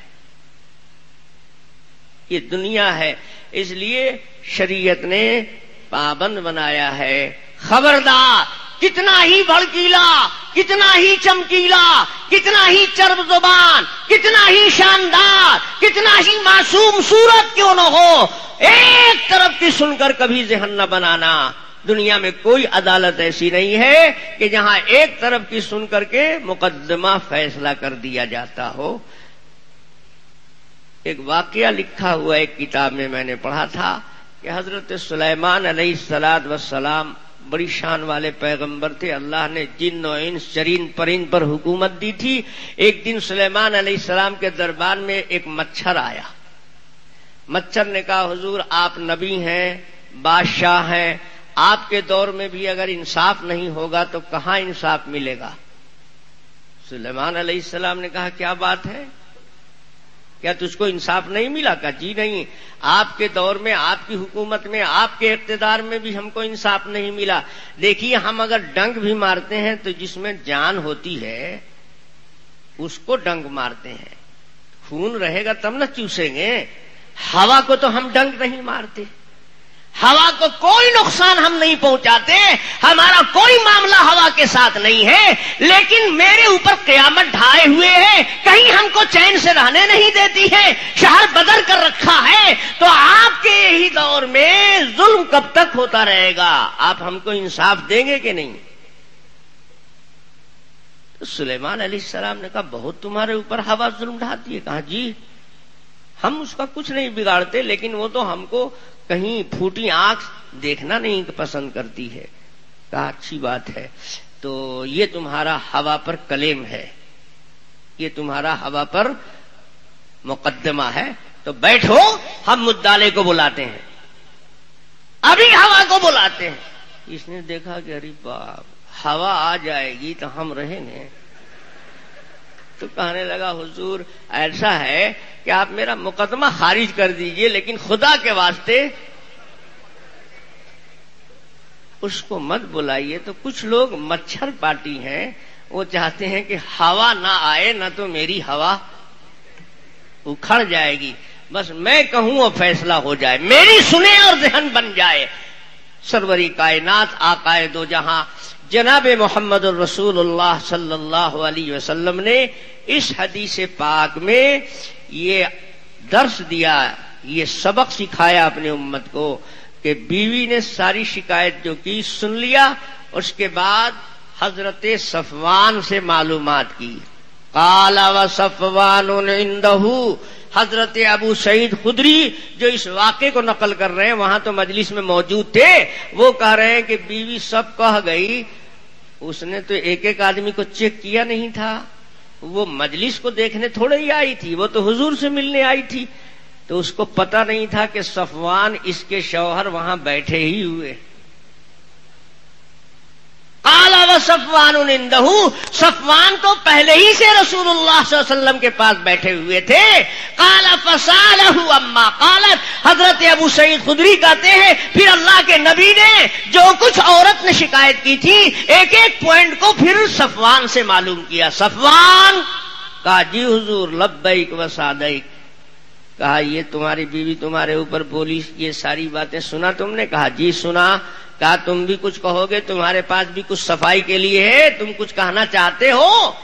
تو صفوان کھڑے ہو گئے، اب ایک ایک پوائنٹ پر اپنا بیان دیا. قال یا رسول اللہ اما قولها یضربنی اذا صلیت، یہ جو میری بیوی نے کہا ہے کہ نماز پڑھتی ہے تو میں پٹائی کرتا ہوں، میری بیوی بہت نیک پارسا ہے، اے اللہ کے حبیب خود صحابیہ ہے، اور پھر میری بیوی نور علی نور، بھلا وہ جھوٹ بولے گی؟ سوال ہی پیدا نہیں ہوتا. جو کچھ اس نے بیان کیا 16 آنا صحیح، لیکن اللہ کے رسول سچ بھی اگر ادھورا ہو تو جھوٹ سے زیادہ خطرہ پیدا کرتا ہے. بولی جتنا ہے وہ سچ ہے، لیکن جو کچھ چھوڑ دیا ہے وہ بھی سچ ہے. پورا سچ آپ کے سامنے آ جائے تو حقیقت آپ کے سامنے آ جائے گی. میں مارتا ہوں نماز پڑھنے پر، یہاں تک تو ٹھیک بات ہے، اور اتنا ہی اس نے کہا بھی ہے، اس میں کوئی غلط بیانی نہیں کی ہے، لیکن مین پوائنٹ کو اس نے چھوڑ دیا ہے. یہ نہیں بتایا کہ کون نماز پڑھتی ہے یہ کہ میں پٹائی کرتا ہوں. شاید اس کے کہنے کا مطلب یہ آپ نے سمجھا کہ فرض نماز پڑھتی ہے، فجر ظہر عصر مغرب عشاء پڑھتی ہے تو میں مار کر نماز چھوڑواتا ہوں. اللہ کے حبیب میں اتنا بدبخت نہیں ہوں. یہ فرض نماز کا مسئلہ نہیں ہے، بات یہ ہے کہ میری عورت بہت پارسا، بہت نیک، نماز کا شوق کوٹ کوٹ کر بھرا ہوا ہے، خالی فرض نماز پر قناعت نہیں کرتی ہے. عشاء کے بعد کام سے فارغ ہوئی اور نفل کی نیت اس نے باندھ لیا، اور ایک ایک رکعت میں ڈبل سورت پڑھتی ہے، جب تک صبح صادق نہ ہو جائے نماز چھوڑتی نہیں ہے. تو میں نے اس کو پہلے مسئلہ بتایا کہ دیکھ یہ نفل نماز ہے، میں تیرا شوہر ہوں، میرا حق واجب ہے، تو میرے واجب کے لیے رات میں کوئی وقت ہی نہیں چھوڑتی ہے، نفل میں سارا وقت لگا دیتی ہے. اگر میں روکنا چاہوں تو شریعت نے مجھے حق دیا ہے کہ نفل سے روک دوں، لیکن تو میری بیوی ہے تو تیرے میلان طبع کا اور تیرے شوق کا میں خیال کرتا ہوں. ایسا کر کہ کچھ نفل بھی پڑھ لے اور کچھ ٹائم میرے لیے بھی رکھ. ایسا کر کے چھوٹی چھوٹی سورت پڑھ کر کے ایک رکعت میں ایک سورت پڑھ کر کے نفل پڑھ لیا کر، نفل سے فارغ ہو جائے گی، رات میں میرے لیے بھی وقت بچے گا، میں اپنا حق وصول کر لوں گا. جب اس کو مسئلہ بتایا تو اے اللہ کے حبیب یہ اور ڈبل سورت پڑھنے لگے. سمجھایا اس کو تو بجائے اس کے کہ مانتی، اس نے تو نماز کو سیاست بنا لیا. یہ نماز نہیں پڑھتی ہے، میرا حق مارنے کے لیے نماز کو بطور ہتھ کنڈے کے استعمال کرتی ہے. تو میں سمجھا کر مسئلہ بتا کر بھی تھک گیا. تو اب آخر میں نے فیصلہ کیا کہ لات کا بھوت بات سے مانے گا نہیں. تو میں نے کہا ٹھیک ہے، جب میرا حق مارنے کے لیے نفل پڑھتی ہے تو پڑھ. تب میں نے شروع کیا. تو نماز وہ ہے، اب پٹائی اس وجہ سے ہے. یہ مین پوائنٹ اس نے چھوڑ دیا اور سیدھے ادھورا سچ آپ کے سامنے رکھ دیا ہے. اب آپ جیسا فیصلہ فرمائے، میں نے حقیقت آپ کے سامنے کر دی ہے. تو جناب رسول اللہ صلی اللہ علیہ وسلم نے جب ان کی بات بھی سن لی تو اب ججمنٹ دیا. فقال له رسول اللہ صلی اللہ علیہ وسلم, اللہ کے حبیب نے فیصلہ دیا, لو کانت سورۃ واحدۃ لکفت الناس, اگر ایک سورت ایک رکعت میں پڑھ لی جائے سارے جہان کے ایمان والوں کی نماز ہو جائے گی. تو کیسی نمازی ہے کہ تیری نماز بلا 2 سورت کے پوری نہیں ہوتی ہے؟ تمہارا شوہر ٹھیک کرتا ہے.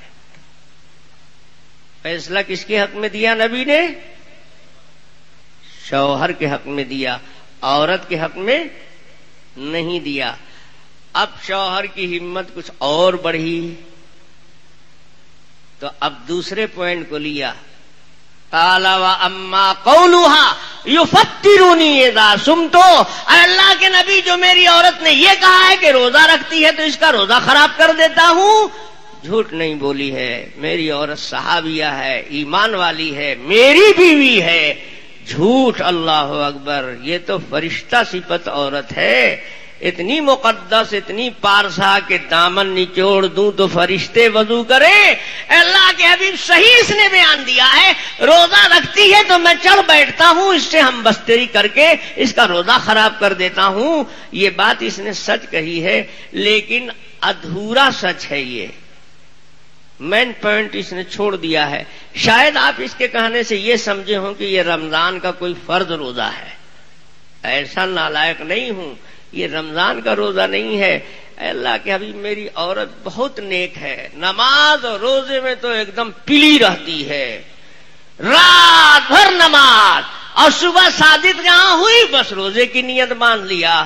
اللہ کے نبی رات بھر تو ایسے میرے گاڑی سنٹنگ میں پڑی رہی, کوئی چانس اور موقع نہیں. یہ سمجھ کر صبر کر لیا کہ اچھا دن میں موقع ملے گا تو دن میں روزے کی نیت باندھ لیتی ہے. انا رجل شاب فلا اصبر, میں جوان آدمی ہوں, کتنا برداشت کروں گا. تو میں نے اس کو سمجھایا کہ دیکھ, جب میں سفر میں جاؤں تو نفل کا روزہ رکھ لیا کر, یا مجھ سے اجازت لے کر رکھا کر. تیرا جب جی چاہتا ہے بس روزے پر روزہ رکھی تھی چلی جاتی ہے. جب بتایا تو اور سیریس ہو گئی. تو اب میں کیا کروں؟ میں نے مجبور ہو کر فیصلہ کیا کہ اچھا رکھ روزہ. تو یہ ہے اصل صورتحال.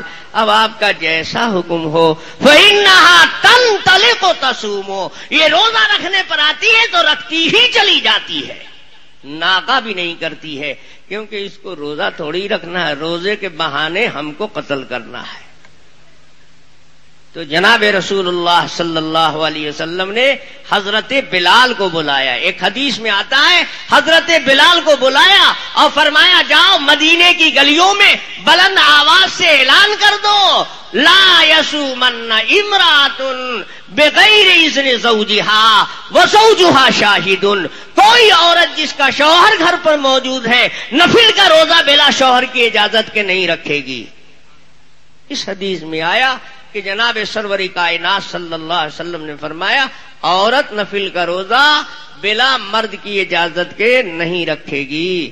نفل کا روزہ نفل ہے, مرد کا حق واجب ہے. روزہ رکھنے سے مرد اپنا حق وصول نہیں کر پائے گا, واجب چھوٹ جائے گا نفل کی وجہ سے. تو یہ نفل عبادت نہیں بنے گا, ثواب کا سبب نہیں بنے گا, بلکہ واجب کے ہڑپ کر جانے کی وجہ سے, واجب کی کوڑ دبانے کی وجہ سے ممکن ہے کہ یہ عذاب کا سبب بن جائے. آتا ہے سمجھ میں؟ ہاں, یہ سب مسئلہ تو بہت سمجھ میں آئے گا. یہ مسئلہ ہی ایسا ہے کہ جس کو نہیں بھی سمجھنا چاہیے اس کے بھی سمجھ میں آئے گا. اس حدیث پاک سے معلوم ہوا کہ نفل کو اتنی اہمیت دے دینا کہ اس سے واجب کو ٹھیس لگ جائے, یہ ثواب نہیں ہے, یہ عبادت نہیں ہے, یہ دین نہیں ہے. اس دین کے اندر کسی کی اجارہ داری نہیں ہے. بہت سے لوگ سوچتے ہیں ہم تو پیر ہیں, ہم تو ولی ہیں, ہم ٹھیکیدار ہیں دین کے, ہم جو چاہیں جتنا چاہیں عبادت کر لیں. ایسا نہیں ہے, یہ دین ان بیلنس نہیں ہے. پچھلی شریعتیں تھیں جہاں عبادت ہی عبادت, آبادی سے نکل جاؤ, غاروں میں چلے جاؤ, بس اللہ ہی اللہ کو یاد کرو, بیوی بال بچے سے بھی کوئی مطلب نہیں. ہمارے دین میں اس کی گنجائش نہیں ہے. یہاں کوئی تصوف کے نام پر، یہاں کوئی عبادت کے نام پر بدعت جاری کر دے اور دین کے اندر غلو پیدا کر دے، اس پر بریک لگائی جائے گی۔ جناب رسول اللہ صلی اللہ علیہ وسلم نے اس غلط رجحان کو بڑھتے ہوئے پہلے ہی دن بریک لگایا۔ یہ امت وسط ہے، اس کا کمال اعتدال ہے، میانہ روی ہے، اس لیے دین کے معاملے میں ہمیشہ نگاہ کڑی رہنی چاہیے۔ ہر عمل پر چیکر فٹ کرو، چیک کرتے رہو، ان بیلنس نہیں ہو رہا ہے۔ اگر بیلنس بگڑ رہا ہے تو نیکی بھی ہے تو اس پر بریک لگاؤ۔ صرف گناہ سے ہی پرہیز نہیں کرنا ہے، ایسی نیکیوں سے بھی پرہیز کرنا ہے جس میں خطرہ چھپا ہوا ہے۔ یاد رکھو، آج دنیا میں دینداروں سے جتنا دین کا نقصان ہو رہا ہے، بے دینوں سے اتنا دین کا نقصان نہیں ہو رہا ہے۔ جتنی خرافات اور بدعات ہے، یہ فاسق فاجروں نے نہیں جنم دی ہے، یہ فرعون اور نمرود اور ابو لہب کی جنم دی ہوئی نہیں ہے، یہ وہی پگلا بھگت صوفیاء اہل اللہ دیندار لوگوں کی کھوک سے نکلی ہوئی، وہیں سے جنم لی ہوئی یہ خرافات ہے جس نے دین کا حلیہ بگاڑ دیا ہے۔ اس لیے کڑی نگاہ ہونی چاہیے۔ آتا ہے سمجھ میں؟ یہی ایک نقطہ ہے جو بہت سے لوگوں کے سمجھ میں نہیں آتا ہے۔ درود پڑھنا گناہ کی بات ہے، لیکن کھجلی کی بیماری کی طرح نہ ہو جائے۔ بہت سے لوگوں کو درود پڑھنے کی کھجلی ہو جاتی، ہم تو درود پڑھیں گے، ہر حال میں پڑھیں گے، ہر جگہ پڑھیں گے، جہاں چاہیں گے پڑھیں گے، اذان کے پہلے پڑھ دیں گے، تکبیر کے پہلے پڑھ دیں گے، ہم بیت الخلا میں بھی پڑھ دیں گے۔ معلوم ہوا یہ درود نہیں، درود کو پولیٹکس بنا دیا، سیاست بنا دیا اس نے۔ درود بلا شبہ عبادت ہے، لیکن موقع محل اس کا متعین ہے۔ اپنی جگہ سے ہٹا دو گے تو درود بھی ہے تو وہ بدعت ہو جائے گی۔ ایک صحابی ہیں، ان کے پڑوس میں دو آدمی بیٹھے ہوئے تھے، ایک آدمی کو چھینک آئی۔ جس کو چھینک آتی ہے وہ کیا پڑھتا ہے؟ الحمدللہ۔ تو اس نے کہا الحمدللہ والصلاۃ علی رسول اللہ۔ الحمدللہ چھوڑا نہیں، الحمدللہ بھی پڑھا اور والصلاۃ علی رسول اللہ، حضور پر درود بھی پڑھ دیا۔ اتنا سننا تھا کہ بغل میں جو صحابی تھے ان کا تیور بدل گیا اور فرمایا تم نے بدعت جاری کر دیا۔ انا اقولو الصلاۃ علی رسول اللہ علی کل حال، میں بھی ہر موقع پر الصلاۃ علی رسول اللہ پڑھتا ہوں، لیکن یہ موقع اس کا نہیں ہے۔ تم نے یہاں درود جوڑ کر نیکی نہیں کمایا، ایک بدعت جاری کی۔ آتا ہے سمجھ میں؟ مؤذن اذان پکار رہا ہے، اذان میں کئی بار رسول اللہ صلی اللہ علیہ وسلم کا نام لے رہا ہے۔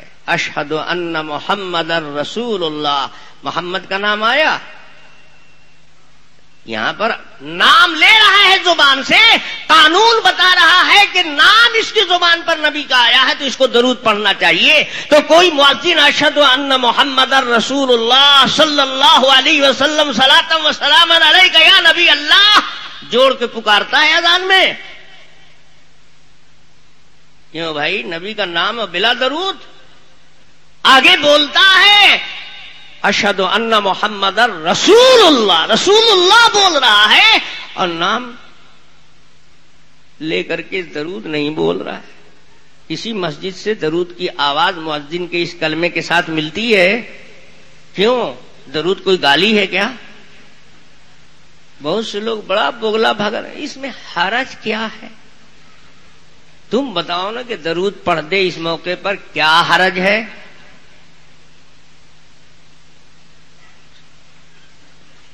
ہر عبادت کی سیٹنگ ہے، اس کا موقع، اس کا محل، اس کی حیثیت متعین کی ہوئی ہے۔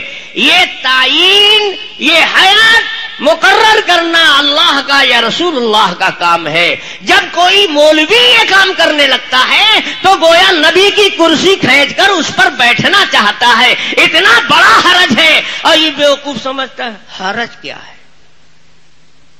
بڑی آسانی سے بول رہے ہیں حرج کیا ہے. ہم تو درود پڑھا, کسی کو گالی تو نہیں دیا, آپ کو برا کیوں لگ گیا؟ برا اس لیے لگا تم نبی بننا چاہتے ہو, تم شریعت بنانے کا پاور اور رائٹ اپنے ہاتھ میں لینا چاہتے ہو. اس سے بڑا ظلم اور کیا ہوگا دین کے اوپر؟ جو حق نبی کا تھا وہ غیر نبی چاہتا ہے اپنے ہاتھ میں لینا. اس کے بعد بھی کہتا حرج کیا ہے. یاد رکھو, عالم کا کام ہے شریعت بتانا, دین بتانا. پیر کا کام ہے دین پر چلانا. ولی کا کام ہے دین پر چلنا اور دین پر چلانا. ولی کا منصب دین بنانا نہیں ہے, عالم کا منصب دین بنانا نہیں ہے. دین بنانا اللہ اور رسول کا کام ہے. عالم کا کام ہے دین بتانا. وکیل صاحب لا بنائیں گے نہیں, لا بتائیں گے. بنانا تو پارلیمنٹ کا کام ہے. یہ پارلیمنٹ کو لینا چاہتا ہے اپنے ہاتھ میں. کوئی جج وکیل بحث کر کے جج کے سامنے کہے حضور یہ لکھیے آپ یہ, ارے کیسے لکھ دوں؟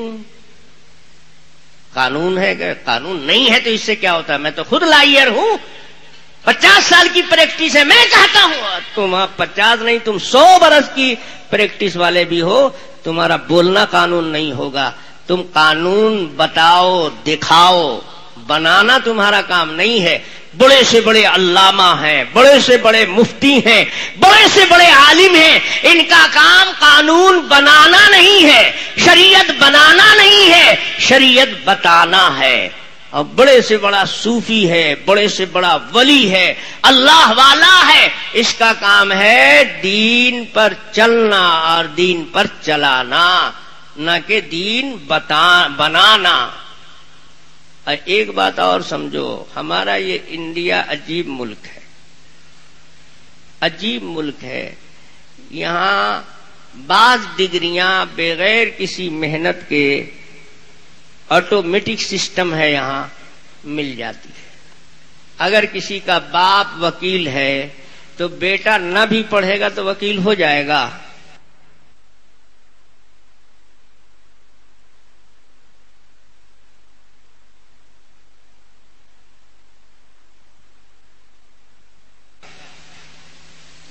بولو, باپ ڈاکٹر ہے, بیٹا اگر نہیں پڑھے گا ڈاکٹری تو وہ ڈاکٹر ہو جائے گا؟ نہیں ہوگا. لیکن ہمارے انڈیا میں باپ اگر پیر ہے تو بیٹا آٹومیٹک پیر ہو جائے گا. اس کو کچھ کرنا نہیں ہے, یہ آٹومیٹک سسٹم ہے. پیر کا بیٹا پیر, ولی کا بیٹا ولی. پیر بننا ہے تو کچھ کرنا پڑے گا اس کے لیے. باپ کا علم نہ بیٹے کو اگر ازبر ہو پھر پسر قابل میراث پدر کیوں کر ہو. علم حاصل کرنا پڑے گا. لیکن ہماری جہالت نے ہم کو یہ یقین دلا دیا ہے, ہمارا ذہن یہ بنا دیا ہے اتنے بڑے ولی کے بیٹا ہیں تو اتنے بڑے نہیں تو کچھ چھوٹے سے تو ہوں گے ہی. ایسا نہیں ہے. اگر نبی کا بیٹا نبی ہوتا اور ولی کا بیٹا ولی ہوتا تب تو دنیا میں کوئی نمرود اور فرعون, ابو لہب, ابو جہل ہوتا ہی نہیں. سب تو آدم ہی کی اولاد اور بیٹے ہیں, سب تو نوح کی ہی نسل سے ہیں, تو سب ولی ہوتے. معلوم ہوا عمل سے زندگی بنتی ہے. جنت بھی جہنم بھی یہ خاکی اپنی فطرت میں نہ نوری ہے نہ ناری ہے. سمجھ میں آتا ہے نا؟ ماشاءاللہ یہاں کے لوگ بڑے سمجھدار ہیں. 12 بجے رات کے بعد بھی سمجھتے ہیں لوگ. ہم لوگ تو 12 بجے رات کے بعد عرش پر گھومتے ہیں.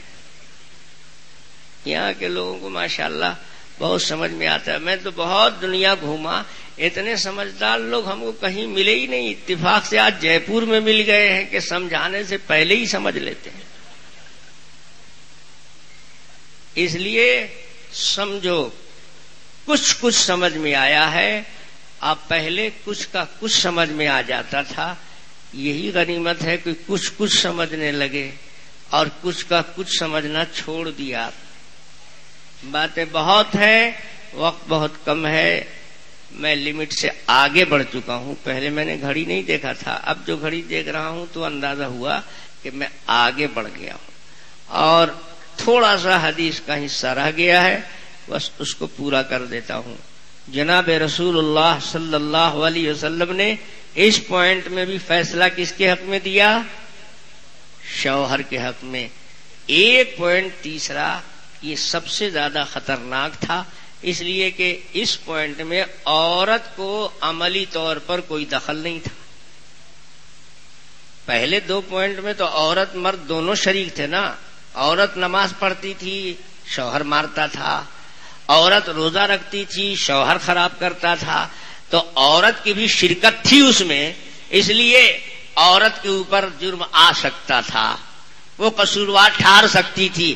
لیکن تیسرے پوائنٹ میں تو عورت کا کوئی معاملہ ہی نہیں ہے. یہی حضرت سورج نکلنے کے بعد نماز پڑھتے ہیں تو عورت تھوڑے سورج نکالتی تھی، اور نہ عورت سورج کے بعد نکلنے پر نماز پڑھتی تھی. تو عورت تو دور نزدیک سے کہیں اس میں کوئی ٹچ نہیں کر رہی تھی. اس لیے عورت بھی بہت خوش تھی کہ اچھا ٹھیک ہے، دو میں بازی مار لیے ہو تو لاسٹ میں تو ہمارے ہی حق میں ہوگا فیصلہ. تو تیسرے پوائنٹ میں شوہر سے اللہ کے حبیب صلی اللہ علیہ وسلم نے معلوم کیا تو شوہر نے کہا اما قولها انا لا نصلي الفجر حتى تطلع الشمس. اے اللہ کے نبی، یہ جو میری عورت نے شکایت کی ہے کہ فجر کی نماز سورج نکلنے کے بعد پڑھتا ہوں، تو یہ بھی اس نے سچ کہا ہے، بیان اس کا غلط نہیں ہے، جھوٹ نہیں بولی ہے. لیکن پورا نقشہ آپ کے سامنے نہیں رکھا ہے، ادھورا سچ بولی ہے. یہ نہیں بتایا اس نے کہ ایسا ہوتا کیوں ہے، کیوں سورج نکلنے کے بعد میں نماز پڑھتا ہوں فجر کی. یہ نہیں بتایا، خالی اتنا بتا دیا کہ سورج نکلنے کے بعد فجر کی نماز پڑھتے ہیں. یعنی پوائنٹ وہ والا بتایا جو اس کی طرف جاتا ہو، وہ پوائنٹ اس نے ذکر کیا. اس سے معلوم ہوا کہ جھگڑا صرف بے دینوں ہی سے نہیں لگتا ہے، غلط فہمیاں بے دینوں ہی سے نہیں پیدا ہوتی. دیندار بھی اپنی دینداری کو اس طرح ڈیل کرتا ہے. سچ بولنے والا بھی سچ ایسے انداز میں بولتا ہے، کبھی کبھی مین پوائنٹ چھوڑ کے سچ بولتا ہے کہ جھوٹ سے زیادہ وہ سچ فتنہ انگیز ہو جاتا ہے. جھوٹ سے جتنے خطرے نہیں ہوتے اس سے زیادہ خطرہ ادھورے سچ سے ہو جاتا ہے.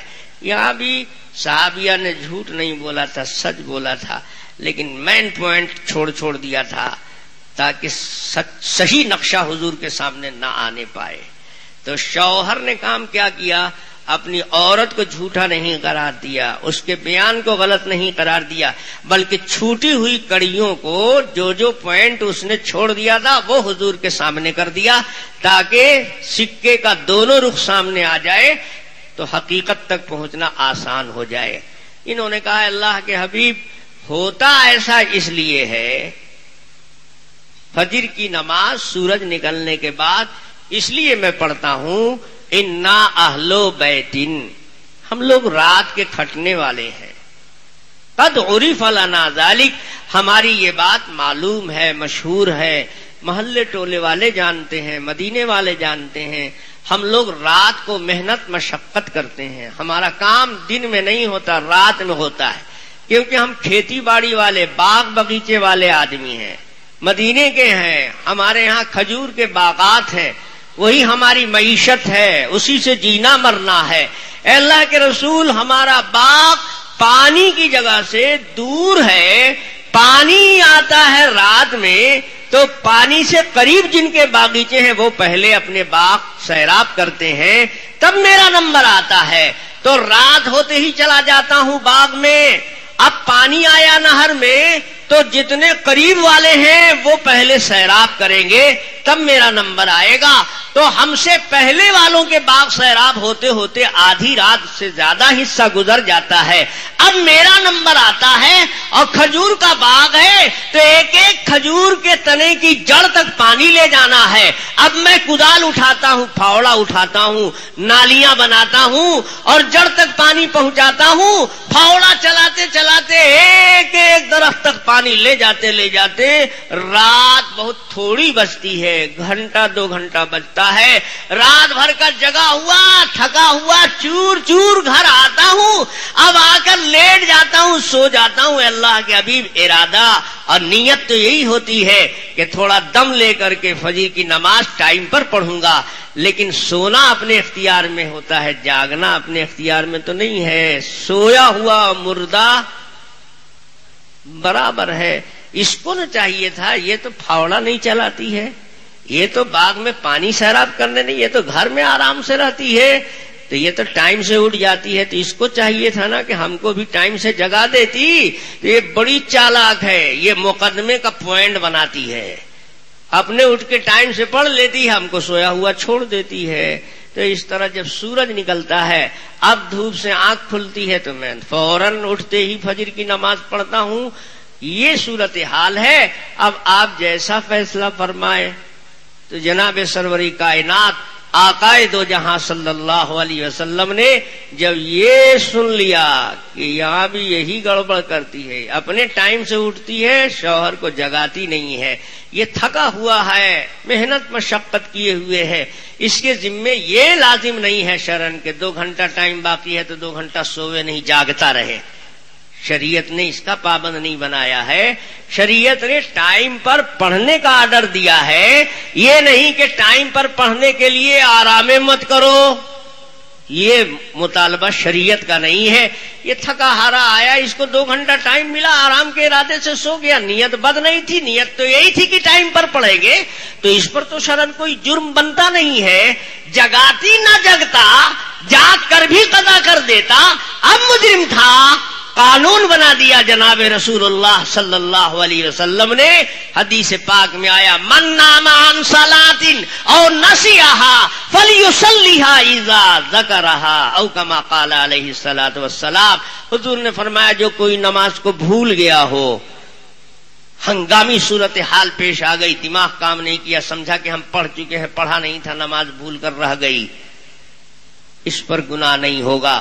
جب اسے یاد آئے فوراً پڑھ لے. یا سویا, کوئی جگانے والا نہیں ملا, سویا کا سویا ہی رہ گیا, نماز کا وقت نکل گیا.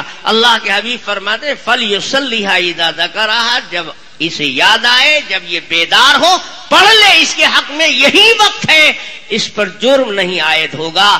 جناب سرور کائنات صلی اللہ علیہ وسلم نے حضرت صفوان کو مخاطب کر کے فرمایا, یا صفوان اذا استيقظت فصلی, اے صفوان جب تیری آنکھ کھلا کرے پڑھ لیا کر. یہ نبی کے زمانے کا دین تھا. اور آج کچھ لوگ دیندار ہو گئے ہیں, بھلا اگر 12-1 بجے تک جلسہ ہو گیا تو فتویٰ دیتے ہیں کہ مولوی لوگ 1 بجے تک خوب چیختے ہیں, چلاتے ہیں, فجر کے ٹائم اٹھبے نہیں کرتے ہیں. یہ جلسے نہیں ہیں, بے دینی پھیلاتے ہیں. دین تو چلا لگانے سے پھیل رہا ہے. یہ تبصرہ جب کرتے ہو تو تمہاری عقل کہاں رہتی ہے؟ یہ نہیں سوچتے کہ تم علماء پر تبصرہ کر رہے ہو, تم کو دین معلوم ہی کتنا ہے. دیگ میں سے 2 دانہ چاول نکال کر دیکھا جاتا ہے کہ تیار ہوا کہ نہیں. اب 2 دانہ جس نے دیکھا تو وہ سمجھے کہ پورا دیگ ہم کھا لیا, تو اس کو کہا جائے گا کہ یہ منٹل ڈسٹرب آدمی ہے. ایسے کچھ لوگ دین کے نام پر منٹل ڈسٹرب پیدا ہو گئے ہیں.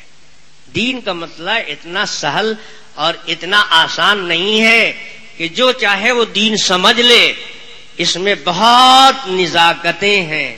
کہاں پر عبادت سے ثواب ہوگا اور کس موقع پر عبادت سے ثواب نہیں ملے گا, کس موقع پر سونا عبادت ہے, سو رہا ہے عبادت. حضرت مولانا رشید احمد گنگوہی رحمت اللہ علیہ بہت بڑے عالم, بڑے بزرگ, بڑے فقیہ النفس تھے.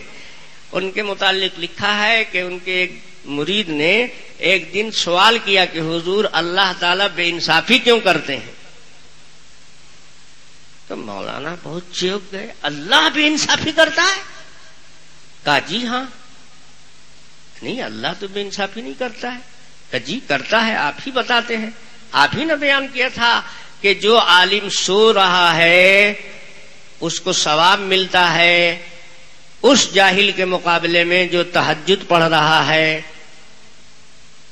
عالم کا سونا عبادت اور جاہل کا عبادت کے لیے جاگنا، مشقت برداشت کرنا، یہ اس کے درجے کو نہیں پہنچائے گا۔ تو بتائیے، ایک ٹھو کو پھوکٹ میں مل رہا ہے، ایک ٹھو کو کھٹنے کے بعد بھی اتنا نہیں مل رہا ہے، تو اللہ میاں اس سے بڑی بے انصافی اور کیا کرتے؟ تب مولانا گنگوہی کے سمجھ میں آیا کہ یہ بھی ہو گیا ہے کچھ۔ کہنے لگے کہ ارے بے وقوف، اللہ تعالیٰ بے انصافی نہیں کرتے ہیں، انصاف کا تقاضا یہی ہے۔ کئی کوئی انصاف ہے کہ ایک آدمی کھٹے تب بھی اس کو اتنا نہ ملے جتنا ایک آدمی کو لیٹ کے مل جاتا ہے، آرام سے مل جاتا ہے۔ تو مولانا تو بہت بڑے عالم تھے، انہوں نے دیکھا کہ اس کو حدیث، قرآن، منطق، فلسفہ سے سمجھائیں گے تو اس کے کھوپڑے میں تو ڈھکنے والی بات نہیں ہے، یہ تو دیہاتی موٹے دماغ کا آدمی ہے۔ تو اس کو اسی انداز میں سمجھایا کہ اچھا دیکھ، مسئلہ تو بعد میں سمجھا دیں گے، ایک بات بتا، تیرا گھر مکان ہے کہ نہیں؟ تو اس نے کہا حضور بہت شاندار نیا مکان، بہترین بنگلہ بنوایا، آپ تو کبھی زحمت ہی نہیں کرتے ہیں، آپ ذرا قدم رنجا فرمائیے، دیکھیے تو میرا کیسا مکان ہے۔ اچھا مکان نیا تعمیر کرا؟ کہا جی۔ کہا تو تیرے مکان میں کچھ فرنیچر ورنیچر بھی ہے، دریچے کیواڑ لگ گئے ہیں، کرسیاں، ٹیبل، چوکی ہے؟ ارے حضور آپ تکلیف ہی نہیں گوارا کرتے، کبھی دیکھتے آپ تو؟ وہ شاندار دریچے کیواڑ اور وہ فرنیچر میں نے بنوائے ہیں کہ اچھے اچھوں کو کبھی دیکھنا نصیب نہیں ہوا ہوگا، بڑی پیسہ میں نے خرچ کیا ہے۔ اچھا تیرے گھر میں فرنیچر بھی ہے، اور یہ بتا کہ سب ریڈی میڈ لگایا ہے، مارکیٹ سے خرید کے لا کے لگا دیا، رکھ دیا؟ کہا جی نہیں، مارکیٹ میں پسند کی لکڑی نہیں، پسند کا کام نہیں، میں نے اپنے پسند کی لکڑیاں خریدی اور بہترین مستری تلاش کیا اور اس کو منہ مانگی مزدوری دی اور فرمائشی ڈیزائن دار بنوایا ہے، یہ سب ریڈی میڈ نہیں ہے، ایک دم اعلیٰ سے اعلیٰ معیاری ہے، کبھی آپ تکلیف تو کیجئے۔ اچھا اچھا دیکھو، وقت کے انتظار میں رہو، اللہ کو جب منظور ہوگا تو کبھی دیکھ لیں گے۔ اچھا یہ بتلاؤ، جب تم نے مستری لگایا تھا، بڑی مستری، اور اتنا فرنیچر بنوایا اور اتنا کام لیا، تو اس کو مزدوری تم نے دیا کہ نہیں دیا؟ کہا حضور آپ کا مرید ہوں اور مسلمان ہوں، میں کیا اس کی مزدوری مار لیتا؟ یہ آپ کے ذہن میں آیا کیسے کہ میں نے مزدوری نہیں دی ہوگی؟ ایک ایک پیسہ مزدوری اس کی دے دی ہے۔ اچھا تو کتنا روزانہ اس سے تم طے کر کے لائے تھے؟ کہا حضور میں نے اس سے طے کیا تھا کہ ڈیلی اتنا پیسہ دوں گا تم کو۔ تو اس نے کہا تھا کہ ٹھیک ہے، ڈیلی 8 گھنٹے میں کھٹوں گا اور اتنا مزدوری لوں گا۔ کہا تو پورے 8 گھنٹے وہ کام کرتا تھا؟ کہا جی پورے 8 گھنٹے کام کرتا تھا۔ کہا کہ اچھا یہ بتاؤ، اسی 8 گھنٹے میں کبھی وہ اپنی آری تیز نہیں کرتا تھا، کبھی اپنا بسولہ نہیں پجاتا تھا؟ کہا حضور تب مسلسل 8 گھنٹہ بسولہ چلاتے ہی رہے گا، پجانے کی تو ضرورت پڑے کرے گی، آری کو تو تیز کرنا ہی پڑے گا۔ تو 5-5 10-10 منٹ جو بسولہ پجانے اور آری درست کرنے میں ٹائم لگتا تھا، اتنا جوڑ کر کے 8 گھنٹے میں سے کم کر کے اس کی مزدوری میں سے کاٹ کے دیتے تھے۔ حضور اگر کاٹ لیتے 10-10 منٹ 5 مرتبہ اگر ہم جوڑ کے کاٹ لیتے تو دوسرے دن سے وہ عیبے نہیں کرتا، میرا کامے نہیں ہوتا۔ کہا تو اس کو بھی جو ٹائم قائم میں نہیں لگایا، اس نے اوزار درست کرنے میں لگایا، اس کو بھی تم کام ہی میں شمار کر کے اس کی مزدوری جوڑ کے دیتے تھے نا، یا اتنا کاٹتے تھے؟ کہا کہ جی نہیں، اتنا کاٹ لیں گے تو پھر کوئی مزدور ملے گا ہی نہیں، کوئی کاریگر کامیں نہیں کرے گا۔ وہ ٹائم بھی کام ہی میں شمار ہوتا تھا، اس کی بھی مزدوری ملتی تھی۔ کہا تو اسی لیے اللہ تعالیٰ بھی جب عالم سوتا ہے اپنے ذہن اور دماغ کی آری کو پجاتا ہے، آرام کر رہا ہے، خراٹا لے کے سو رہا ہے، اللہ میاں اتنا کاٹ کاٹ کر کے مزدوری دے تو پھر کوئی ملے گا ہی نہیں کاریگر۔ اللہ تعالیٰ وہ سب کام میں جوڑتے ہیں، تم سمجھ رہے ہو کہ وہ کام میں نہیں ہے وہ بھی کام میں۔ تو بے انصافی ہوئی کہ انصاف ہوا؟ کہنے لگا اب سمجھ میں آ گیا۔ اب پتہ نہیں آپ کے سمجھ میں آیا کہ نہیں آیا؟ آ گیا۔ جب آ گیا تو بہت اچھی بات ہے، اب تو ہماری ضرورت ہی نہیں رہ گئی۔ میں بھی اسی انتظار میں تھا کہ کب آپ کے سمجھ میں آ جاوے کہ میری چھٹی ہو جائے۔ اللہ تعالیٰ اور سمجھدار آپ کو بنا دے اور اللہ کے دین کو سمجھنے کی، اس پر عمل کرنے کی ہم سب کو توفیق مل جائے۔ میرے بھائیوں، میں نے آپ کا اچھا خاصا وقت لیا، میری صحت بھی اس لائق نہیں تھی کہ اتنا لمبا وقت میں آپ کا لیتا۔ یہ سب آپ حضرات کی توجہ کی برکت ہے، آپ نے چاہا اور آپ کی طرف سے طلب ہوئی تو اللہ تعالیٰ نے دل کھول دیا۔ پھر انشاءاللہ اللہ نے موقع دیا تو پھر ملیں گے اگر خدا لایا، یار زندہ صحبت باقی۔ وآخر دعوانا ان الحمدللہ رب العالمین۔